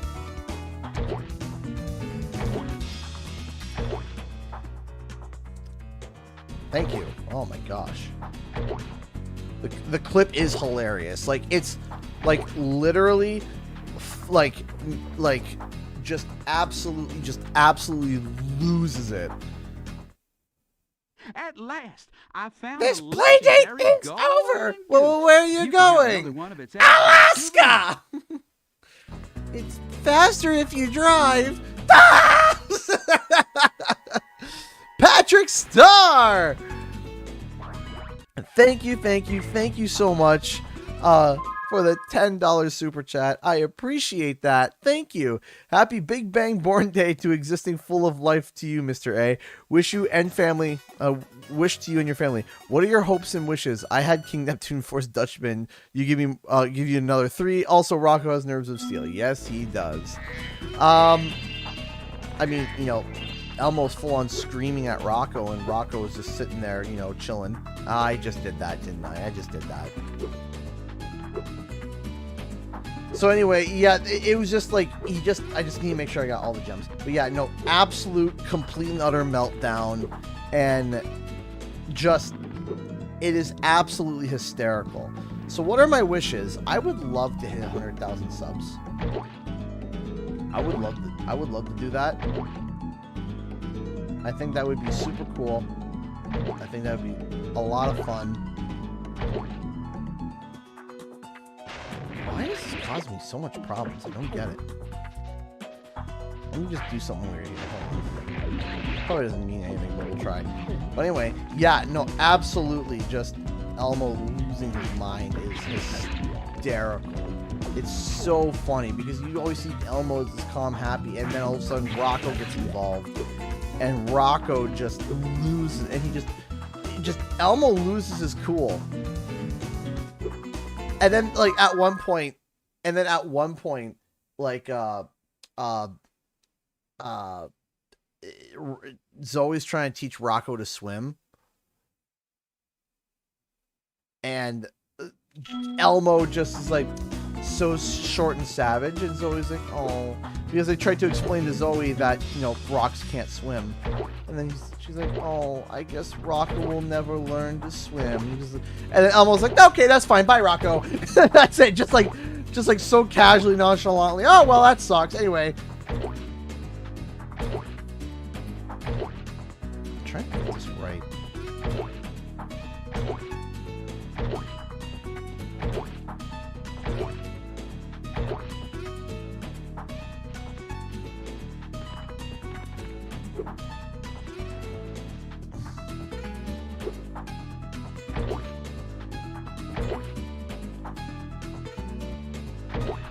Why does this one do such like a short jump? This should, yeah, there we go, that's better.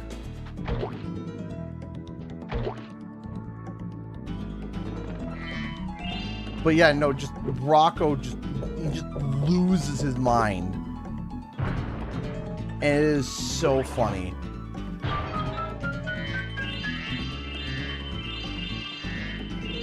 And it's just like, it's like he slowly gets more insane.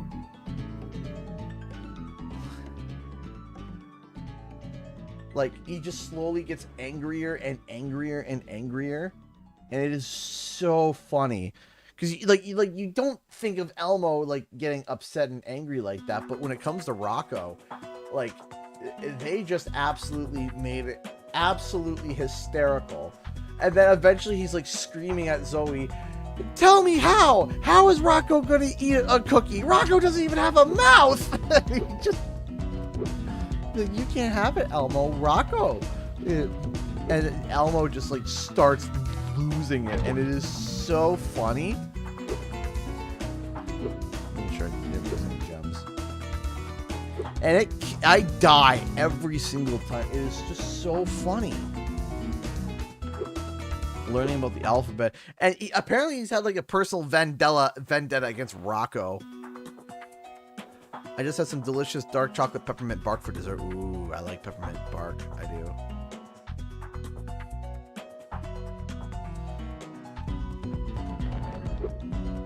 Did you get the egg?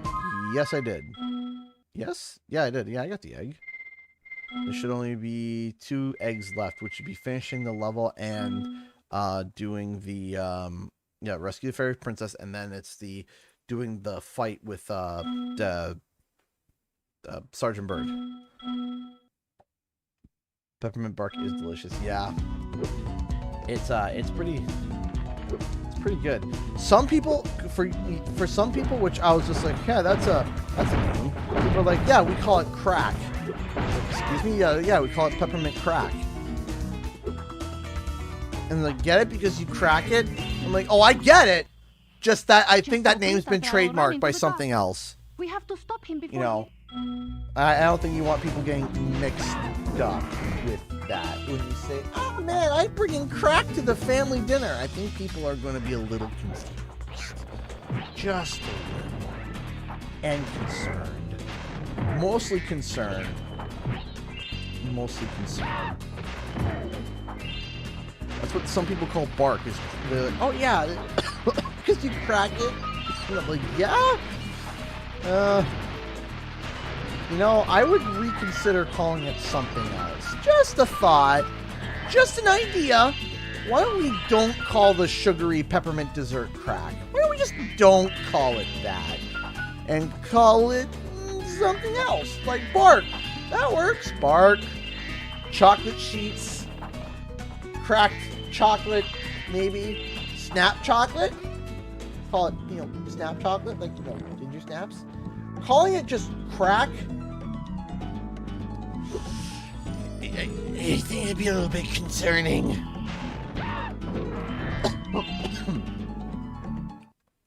Oh, hi, Spyro. Isn't Prince Asriel just the dreamiest? The other fairies and wizards won't let us get married, so we're going to elope.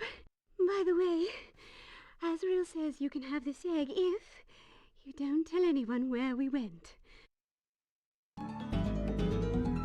Oh boy.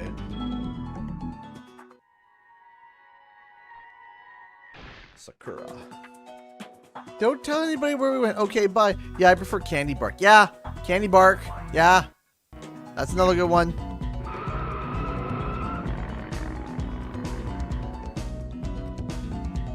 Just some of these dessert names that people come up with.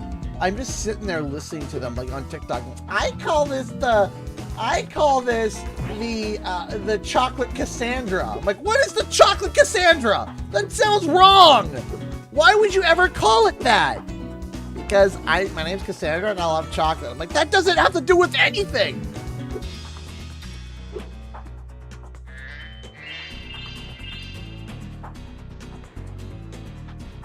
And so people are like, I call this eau de chocolate. That's literally French for milk chocolate, bruh. Like, dude. Bruh.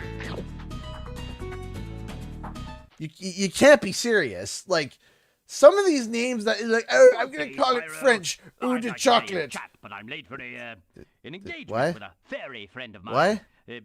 She's just a friend, you understand. It's Or les chocolate. It's like, oh, just kill me. Just kill me. Shoot me.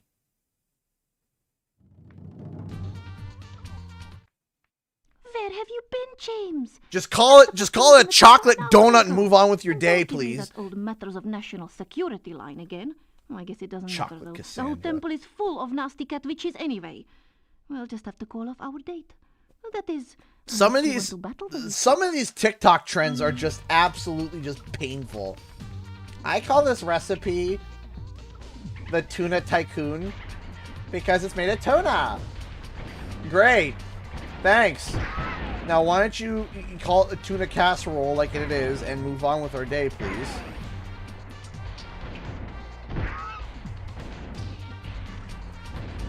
I don't get it. I understand coming up with like I get it coming up with new recipes and I understand. Just give it an okay name. I see those rocket launchers. Not something stupid or something that's already existed of just one ingredient and then just call it something completely different.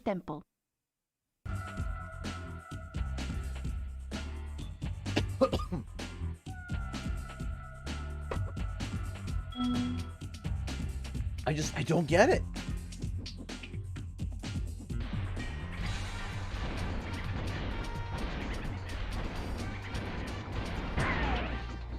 People make me irrationally angry, and as I get older, people just make me madder and madder.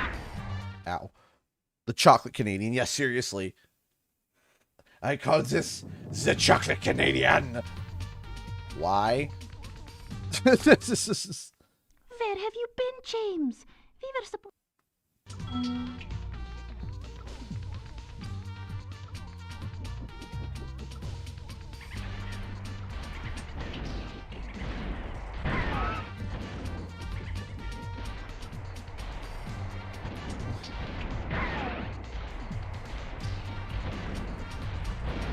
It's like, yeah, I work for this company that delivers delicious food called Dora Dadash.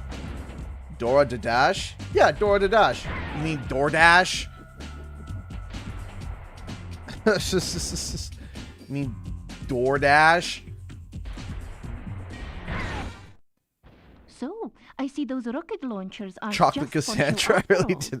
Well, I There we just go. hope your accuracy is better than your punctuality, because there are still a lot more witches in the temple. I don't get it. I don't get it. I don't understand.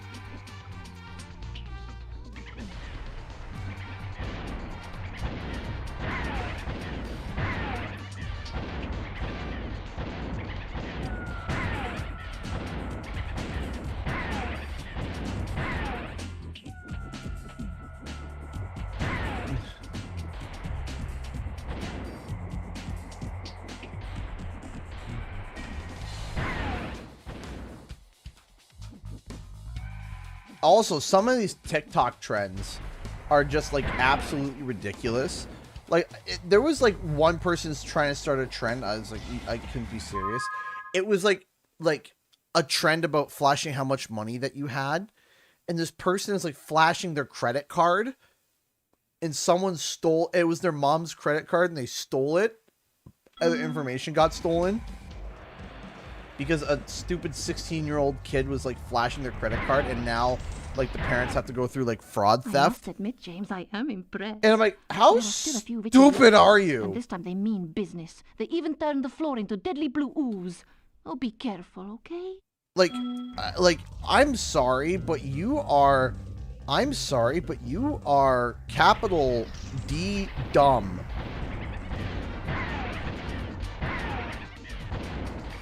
Like you get dumb spelt with a capital D. Because wow, wow.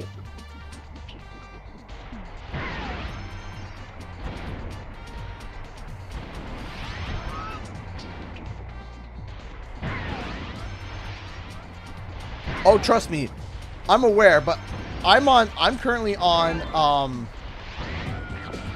construction worker TikTok, and I'm man, or like mechanic TikTok, and I love it because it's like, you did it, James. I knew you weren't the leader of the hummingbird resistance. Some people don't deserve brains. You're right, and they don't have them. That's the point. They don't have them. But first, I have a present for you. That was just no, she said that. But first, I have a present for you.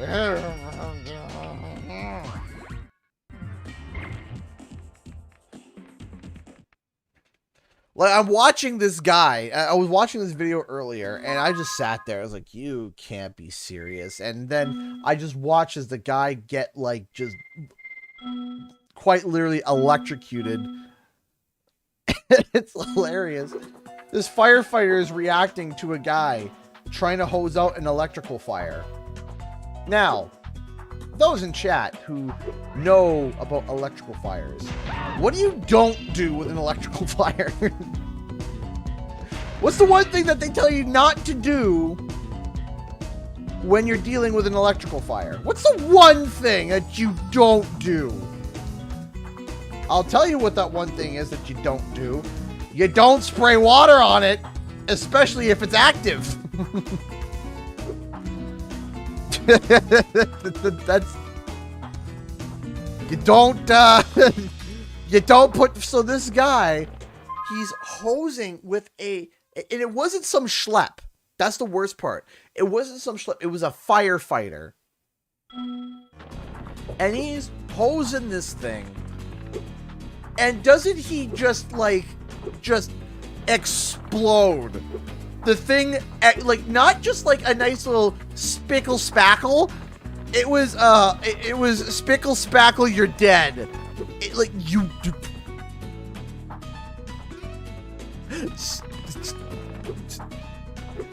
Don't do that. No, you don't do that. Oh no, a grease fire? Better. A grease fire? Better throw some water on that. Oh yeah, that's gonna make everyone happy. Same with grease fire. Yes, absolutely.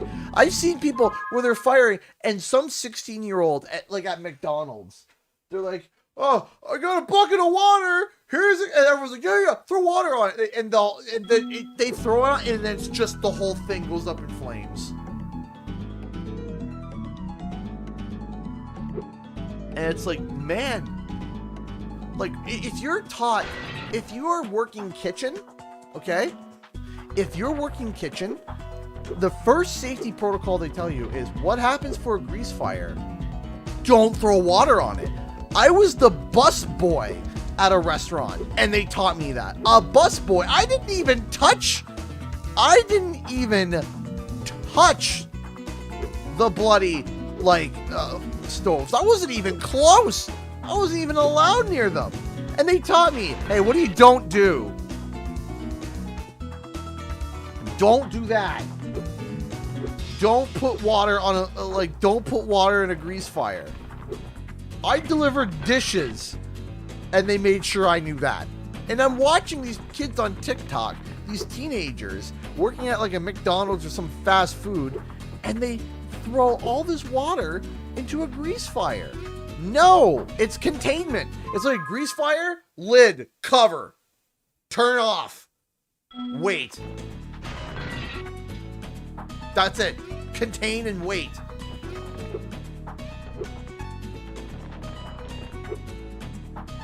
You don't water. No.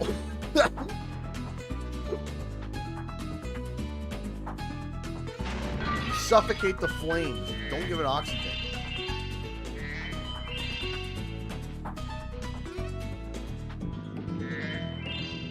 Yeah, exactly. When I worked at a deli with 2 fries, we'd close the lid if it lit up. That's it. Yeah, lid lights up, you just lid. Done. Lid covered. No oxygen. No death. No stupidity. All right, I have enough time to do Scorch's Pit, and then doesn't big. Exactly, CG. Certain people shouldn't be allowed on that. Absolutely. No, certain people should not be allowed on that app. It's ridiculous. Children should not be allowed on TikTok, period. I don't care what anybody says. You can't convince me that kids should be on TikTok, period. No, you can't convince me. People try to argue that. TikTok is fine for kids. No. No, it's not. No, it's not. No, it's not. I'm telling you, no, it's not. It's not. It's not. Period. And like people are trying to like argue this. Oh, it's fine. Like, are you insane? Like, whenever I see, like, I swipe and I see it's a kid, I immediately swipe away. Like, nope, I don't care what it is. I don't care. I don't care what it is. Kids should not be on TikTok ever. Period.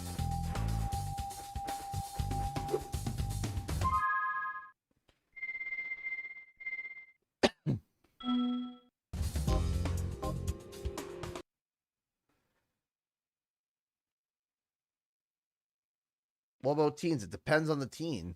That's it. I've had enough. I'm going to create a monster to end all monsters. And I'm going to send it out to destroy all Even though the Spike dragons, was even the little hatchlings. Yes, yes, it will smash them and crush them and grind them and tear them. Oh, yes, smear them and smoosh them and crack them and crease them. But, That's creepy. won't that kill them? That doesn't matter, as long as I can still collect their wings. What? All this time you've only wanted them for their wings? Of course, you ignorant girl. I need them for a spell, so I can live forever. Wait a second. A spell? What did you think I was going to do with all those dragons? Open a zoo? You said just keeping them in our world was enough. You never said you had to kill them. I don't have to kill them. It just stops them from wriggling so much. You're terrible. I can't believe I ever listened to you. Stupid, insolent brat. I'll take care of her as soon as I finish off that dragon. Now, where was I? Ah, yes!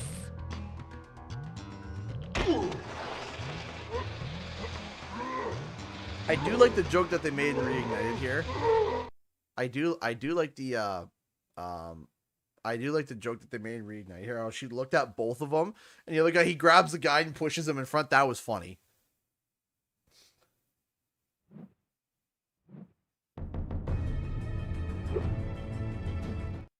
This might be our last stand, Spyro. The sorceress plans to use this monster to destroy every iota of her opposition, beginning with the two of us. Alas, there is no time for ruminating. A battle awaits us. I will endeavor to assist you by means of a steady provision of combustible projectiles. I love you, Bentley. Don't ever change. No, the sorceress in Spyro 3 was like the. Can I see your manager? It's like that's it. I want to speak to the manager. And also there's a bit that me and my buddies talked about that was just really awkwardly blocked. The whole maybe you'll be useful after all. Just the way it's said, it's super weird. And then there's like, you see her reaction. It's super weird. Hey, as in Moses, thank you so much for the $2 super chat. I appreciate that. Only good TikToker I know is Quincy's Tavern. I like Quincy's Tavern. Quincy's Tavern's really nice. I like those TikToks. I like Quincy's Tavern. That's cool. I do follow Quincy. Like that stuff I find really funny, right? Or like certain skits are really funny, right? Or highlights of, I shouldn't have done that. Or highlights of certain like comedians and stuff. Like some of these things are really funny. Thank you so much, Adam Moses, for the $2 super chat. Ah! Wasn't paying attention on that one.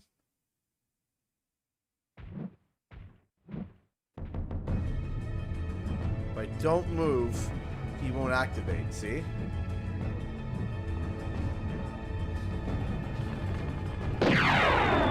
Yeah, like there's some really cool some people on TikTok that are just super cool. And I dig their content. Right?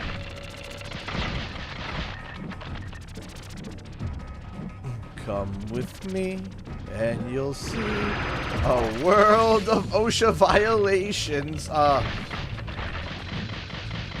find that funny because, like, my dad's a marine mechanic, so, you know, being raised by a mechanic, there's certain, what's the best way to describe, crap, why did I charge him? There are certain, things that we have done to get jobs done that have not been the safest ever. They are, they are of the, how should we say, dangerous if, anybody with, you know, a way to shut us down. Yeah, that's oh, that's right. Hey, Buzz. Bonk. Oh, that's right. I can hit you with that. Get out of here.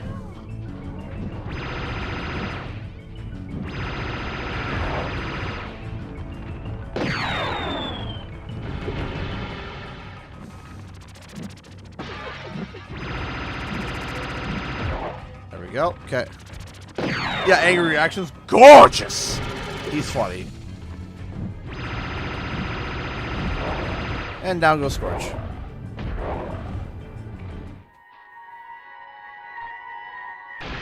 James! That was cute. That was cute. Breathe Fire is like, yeah!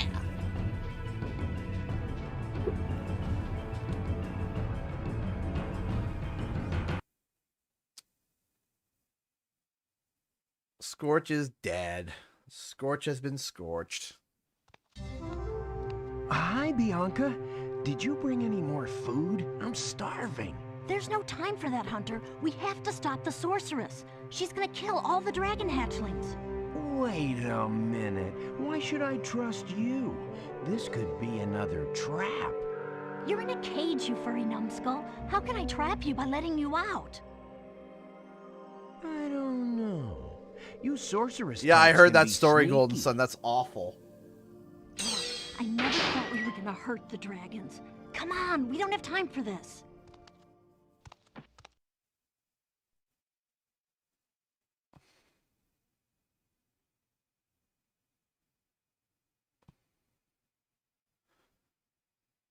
Yep, I heard that. It's stuff like this that's like, man, you can't be serious.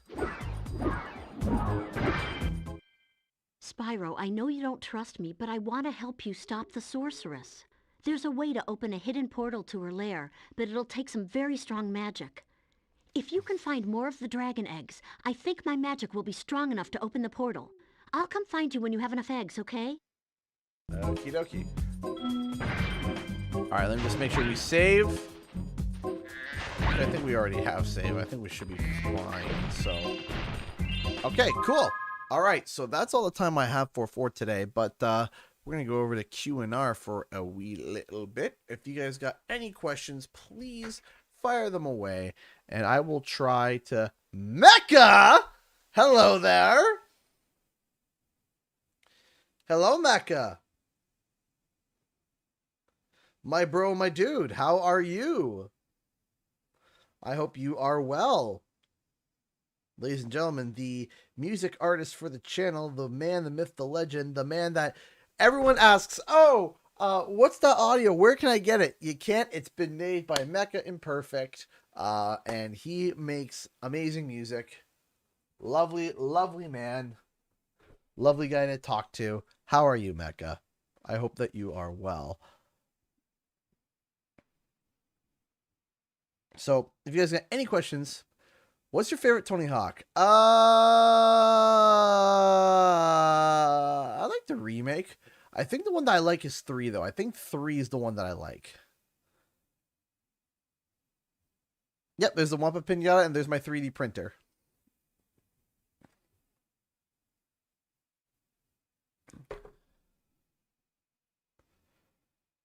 Any thoughts on cheaters appearing in multiplayer games? I'm not a fan of cheaters. I mean, who does? Like, who's like, oh yeah, cheaters, they're fine. No one's happy about cheaters. Right? We've seen these Skywards again in streams. Yes, I think so. I really enjoyed Skyward Sword. So far, I'm really enjoying it. Weston Gale donated $5 through Streamlabs. Thank you so much, Weston Gale. I really appreciate that. I need to go now, Canadian guy, but here's $5 before I go. Have a good night, man. Thank you so much, Weston Gale. It's very kind of you. Thank you. Thank you so much. I appreciate that. Thank you. Thank you. So Community, hold on. So the two that I get mixed up is Community and Park. I haven't watched too much Community, but the one that I have watched is Parks and Rec. If you like Community and like The Office, I prefer Parks and Rec over The Office. I find Parks and Rec is more along my humor. I love Ron Swanson. I love Andy. I think that you would like if you like The Office and if you like Community, you would like Parks and Recreation. It's a really good one. You have like a PO box for fans that send you things. I did. Right now, with COVID, things have been really, really, really annoying. It's been really annoying right now. So the problem is that Canadian postage is absolutely ridiculous. And when I mean absolutely ridiculous, I mean like someone would try to send me something that was valued at $10 and the shipping was $20. Like, it is not even fair how much they are. It's not even fair how bad, like just how awful the shipping is. So I had an actual PO box open across the border so that it would be easier for people to ship, because we would go to over the border once a month to go pick up groceries, go visit family, etc. And so we go once a month, and then I would go check the PO box, and whatever was there, it'd be awesome. Unfortunately, because of COVID, it's kind of thrown a wrench into things. Now, I still do want to open up some form of a PO box. I do want to open up some form of a PO box. I just don't know how to do it, because not that I don't know how to do it, I just don't know how to go about it, because Canada, it's also really expensive. It's like almost $300 every like 6 months. Meanwhile, in the States, it was like $50 a month, right? So in the States, it was really cheap, but Canada, it's like $300 for like 6 months or 3 months. It was ridiculous. So I was like, well, what's the point? Like, what's the point? No one wants to send anything because it's so bloody expensive. And then you get what I mean? So, which kind of sucks. I like Superstore. Superstore is pretty good. It has its moments. The big memorable one, like I've seen The Office so many times. I've seen The Office. Geez, 300. Yeah, it is. It is. Do you think an Ori model would be too hard to make with your 3D printer? Absolutely not. I don't think it would be. I think I could do an Ori in the Blind Forest model on the 3D printer very easy. So, what's your favorite dinner? Oh, my neck. That's a hard one. Depends on the mood that I'm in. It depends on the mood. I always enjoy beef. I always enjoy, a nice slice of beef. That's really hard to pass up. With nice salted roasted potatoes. Not very picky guy, but I like a whole bunch of different things too. Like the other day I was craving butter chicken curry. I've been really enjoying some what's it called? Just not Greek. Oh my gosh, I almost said Mandalorian. No, what is the is it Tuscan chicken pasta? I think it is. I can't remember the actual like name of the dish, but like it's like a zesty chicken pasta. It's really good. We can finish Spyro 3 tomorrow. No, we're gonna be doing something else tomorrow. We might be doing Sly Cooper. I gotta figure out what we're doing. I'd want to make a Spyro 2 orb with a 3D printer. Yeah, I would do that. You watch How I Met Your Mother? Unfortunately, yes. Everything is great until the last bloody season. I know Emerald Queen. I'm sorry. What I might do is I'm going to try to find like the cheapest like mailbox around me maybe, and then we'll temporarily open it and then like let people know, hey, like it's expensive to ship here, but beef with a side of beef, yes. Have you ever had potato skins? I have. They're pretty good. I've been really into like jalapeno recently. So jalapeno poppers. That's been really good. Or they call these. They also call bottle caps, or they call it jalapeno bottle caps. And what they are is they take a jalapeno, they slice it up into like rings, and then they fry them, and then they serve it with sour cream. That's really tasty.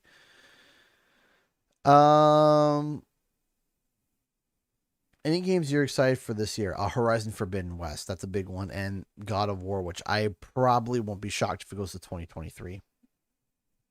Horizon Forbidden West. And of course, maybe if Sly Cooper comes out this year, Sly Cooper and a number of others. Are you a Sonic fan? I'm a moderate Sonic fan. I'm not a super big, like mega like Sonic nerd, but I do enjoy Sonic. I'm like, yeah, go Sonic. I really do. I like Sonic in that aspect. It's like, woo, go Sonic, and I enjoy, I really enjoyed the movie. I really enjoyed the Sonic movie. Very enjoyable. So favorite t-shirt you own? It's my Toys for Bob t-shirt by far. So that t-shirt was a shirt that I got when I visited Toys for Bob when setting up for Spyro Reignited Trilogy. That was possibly one of the most exciting times of my life. I barely slept. I was freaking out. It was just absolutely insane, and I am so happy. Favorite Funko Pop that you own? Yes, I have a Funko Pop signed by Peter Kavik, one of the producers on Toys for Bob. I would have also loved to have it signed by Pollyanna as well, but before we say goodbye, shall we do a donation train one last time? Aw, thanks, you Star 15. Is there any weird games you had growing up that you don't bring up much? Yeah, Jumping Flash. Jumping Flash was a really good one, and Battle Arena Toshinden. Battle Arena Toshinden was really, really cool, and not a lot of people know about it, and that's why I'm thinking about starting a series called Do You Remember or something. That up there, yes, that is a canvas of the Spyro one of the big promo arts for Spyro Reignited, and if it's actually up on the wall at Toys for Bob. So that that was so I wanted a piece, something, a memory, something like, hey, you know what? I really, really, really want to remember that moment of walking into Toys for Bob. And man, do I ever want to, I wish that I could just go back and re-experience that again, because that was probably one of like a defining moment in my career. That was something incredible. Aw, thank you, Elena, for the $2 super chat. I'll start at star. Are you referring to the donation train? Oh, that's super cute. Thank you, Elena. Thank you so much for the support. Yes, that is a Cubone skull right there. That is a Cubone skull right there. It's sitting on an old award that I got from. I got a few Funko Pops actually over here. Actually, I have a few Funko Pops over here that I haven't put up because, well, where can I put them up, right? So I got Pidgeotto. I got, oh, here, yeah. I got Caterpie. But the one that I was looking forward to, and I'm shocked that they had in stock, and if you guys follow, if you guys follow the Funko Pop lines, Dragonite. This one was super cool to get. I was super happy to walk in and see that they had one of these and got it. So, is that money bag, Stubbs? Yes, it is. So I got those. And that was super cool to get.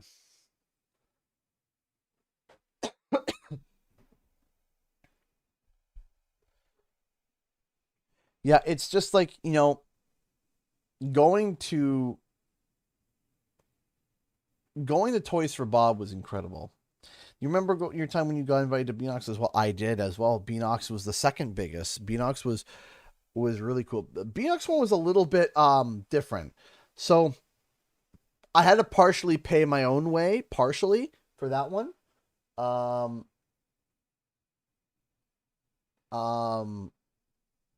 But that one was still amazing.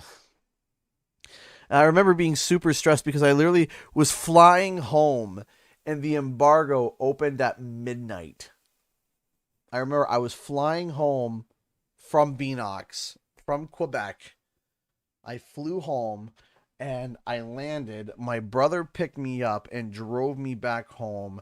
And then I immediately got home at like 10 o'clock. And 2 hours later, I was streaming CTR. So I'll tell you how that day went. So I woke up. So I flew in to Beanox. I flew into Quebec. I went to my hotel.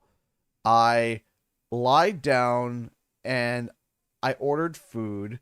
And then what I was doing at the time was do you remember Jordan Fringe? Of course I remember Jordan Fringe's Spyro videos. We partnered up a whole bunch on them. Jordan Fringe was my, my war buddy with Spyro. That was awesome. Him and I remember making videos with Jordan. That was a lot of fun. So what had happened was that I had to finish my review for CTR. The review that, is posted, I was editing that on my I had a little tablet. I had my little Surface tablet and I was editing that on the plane. and editing all the thumbnails and editing all the races, all my VODs on the races. I was editing those as I went. And I was doing the thumbnails. I was taking screenshots. I was doing I was an editing frenzy. I was editing like crazy. And then I got to the hotel. I continued to edit and write a script. And I then voiced it and then started to edit it. I got it mostly done. And then I was exhausted from traveling all day. So I went to bed, but I didn't want to go to bed too late because I want to get work done, but I didn't want to go to bed too early because I need to get work done. So so it was like a balance of like, I need to get up early enough tomorrow to be at the event, because it was like you have to be at the Beanox studio by 9 a.m. So I got there at 8:30. So I woke up, got ready, got breakfast, hopped in the car. Actually, no, that was the thing. I didn't have breakfast because I went down and basically everything was shut down. The breakfast wasn't really open, and their coffee machine was broken. So it wasn't great, and I was freaking out. I was just like, okay, I'm gonna go to Beanox, and I'm not gonna have anything to eat. I am not gonna have anything to eat. I'm gonna be starving, and I'm not good when I'm hungry. I have severe hypoglycemia, so when I don't eat on time, I get like moody, I get dizzy, I almost pass out. So I gotta pay attention, right? Just very low blood sugar. So anyway, I hop in the Uber, I get to Beanox, and then they're like, yeah, there's going to be a bus that's going to come that's going to pick you up. So I'm waiting there with a bunch of Beanox employees, and I am so confused because I'm sitting there with journalists and Beanox employees, and I'm so confused. But some of the Beanox employees actually recognize me. They're like, "Hey, Canadian guy." I was like, "Hi," and I was just like, "Hi, hello." But everyone's speaking French around me. I have no idea what's going on. I hop on the bus, and they start saying instructions in French. So I'm just like, well, I hope it's nothing important, because if I miss this, it's not going to be good. So anyway, we hop on the bus and we drive to the go-karting range, and these go-karts are insane, and they're ripping through. But we get there, and I remember we walk in, and I'm walking through, and I start walking up towards the deck, and I get up there, and I'm immediately welcomed by I'm so awful with names. I'm so bad with names. I'm sorry, but I interviewed him twice. It might not Wilson. What was the name? Well, it's gonna bother me because I love the guy. I just my brain is just not Thomas Wilson. Okay, Wilson. I was right. Wilson. It was Thomas Wilson. And he greets me, and he is kind, he is nice, and we're talking, and he gets pulled away by a reporter, and as he pulls away, I see this spread of food, right? And I mean a spread of food. There's croissants, there's coffee, and I'm like, oh my gosh. And typically, I'm the type of person, like, whenever someone puts a spread of food, I wait for everyone to eat first, and then I'll go up, just social anxiety, because in my mind, I don't want to hog food that other people want, because if there's like a food that everyone wants and I have some of it, I feel bad, because I'm really indifferent when it comes for that stuff. So I will literally just eat like the after stuff. But that time that was nope. I was like, no, I gotta eat. So I remember I had the croissants, I had a muffin, it was all delicious, and they had coffee, and I ate, and I was like, oh man, I feel good, I feel better, and yeah, it was incredible. It was absolutely incredible. And but I remember I was just like, man, I gotta eat, or I'm gonna die. That was it. I was like, and then I get coffee headaches too. So I'm like, I need a coffee. I'm not eating. I need a coffee. This day's going to be bad. And then they had lunch. It was a catered lunch, and it was so good. And I was like, oh my gosh. And I was doing interviews. That's my 2 interviews I did 2 years ago now with Thomas Wilson and Jason. That was incredible. That was so cool. And I got to race in CTR. And then, so anyway, so that's a whole day, right? I get back on the bus, and after I get back on the bus, they take us back to Beanox. After that, I literally am standing outside of Beanox, and I call an Uber. I had checked out by this time already. When I was leaving to go to Beanox, I checked out. I hop into the Uber, and I pull up my Surface, and I start editing a storm we get to the airport.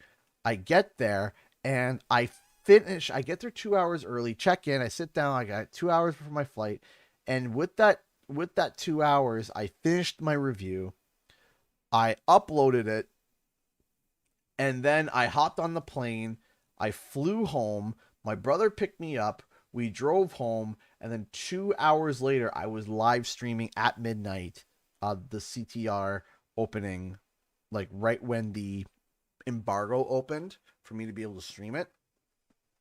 And then after 3 hours ish, or it might have been 4 hours, I can't remember. I went to bed and I was exhausted. Because you have to think, everything I did in that day, it was absolutely insane. So, anyways, ladies and gentlemen, thank you all so much for tuning in. I really appreciate you guys. Thank you so much. I love you all. I will be back tomorrow at 7 p.m. Eastern Standard Time, as long as my computer cooperates. As long as my computer Rehydrated was a huge success. Why didn't you cover it? Was it, though? Was it? Like, I mean, the guy that they were using, the speedrunner, was talking crap about it, like, significantly. I mean, huge success? I mean, it got a 68 for PS4, a 66 on Switch, a 71 for Xbox. No one reviewed it for Stadia. I mean, sales, okay. Let's see, Hans. SpongeBob Rehydrated. Good night. Don't let Waluigi board bite. Thank you so much, Patrick, for the $2 super chat. I appreciate that. Thank you. Thank you. Thank you so much. I appreciate that for the $2 super chat. Thank you. Thank you so much. I appreciate that.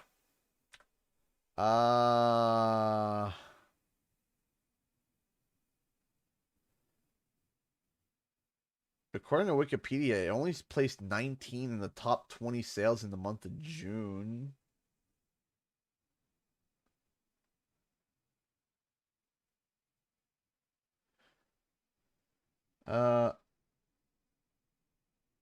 January 7th, 2021, it sold 1 million copies.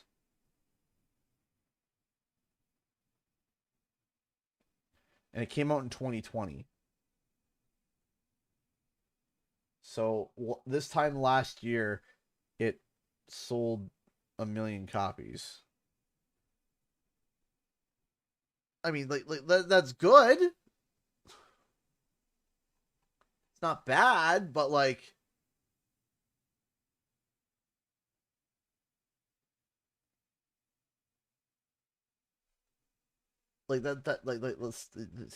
it's fine. That's good. So I mean,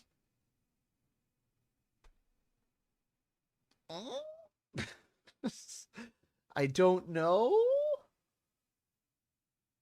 I don't know. It's kind of a, like, not a failure, but it's not a resounding success. So I mean, I don't know. That's just my opinion. I played it. I was like, I didn't like it. Visually pretty, but I wasn't crazy about it. So, anyways, ladies and gentlemen, thank you all so much for watching, and I'll see you guys in the next video and our live stream. Time for the countdown. 10, 9, 8, 7, 6, 5, 4, 3, 2, 1. Bye.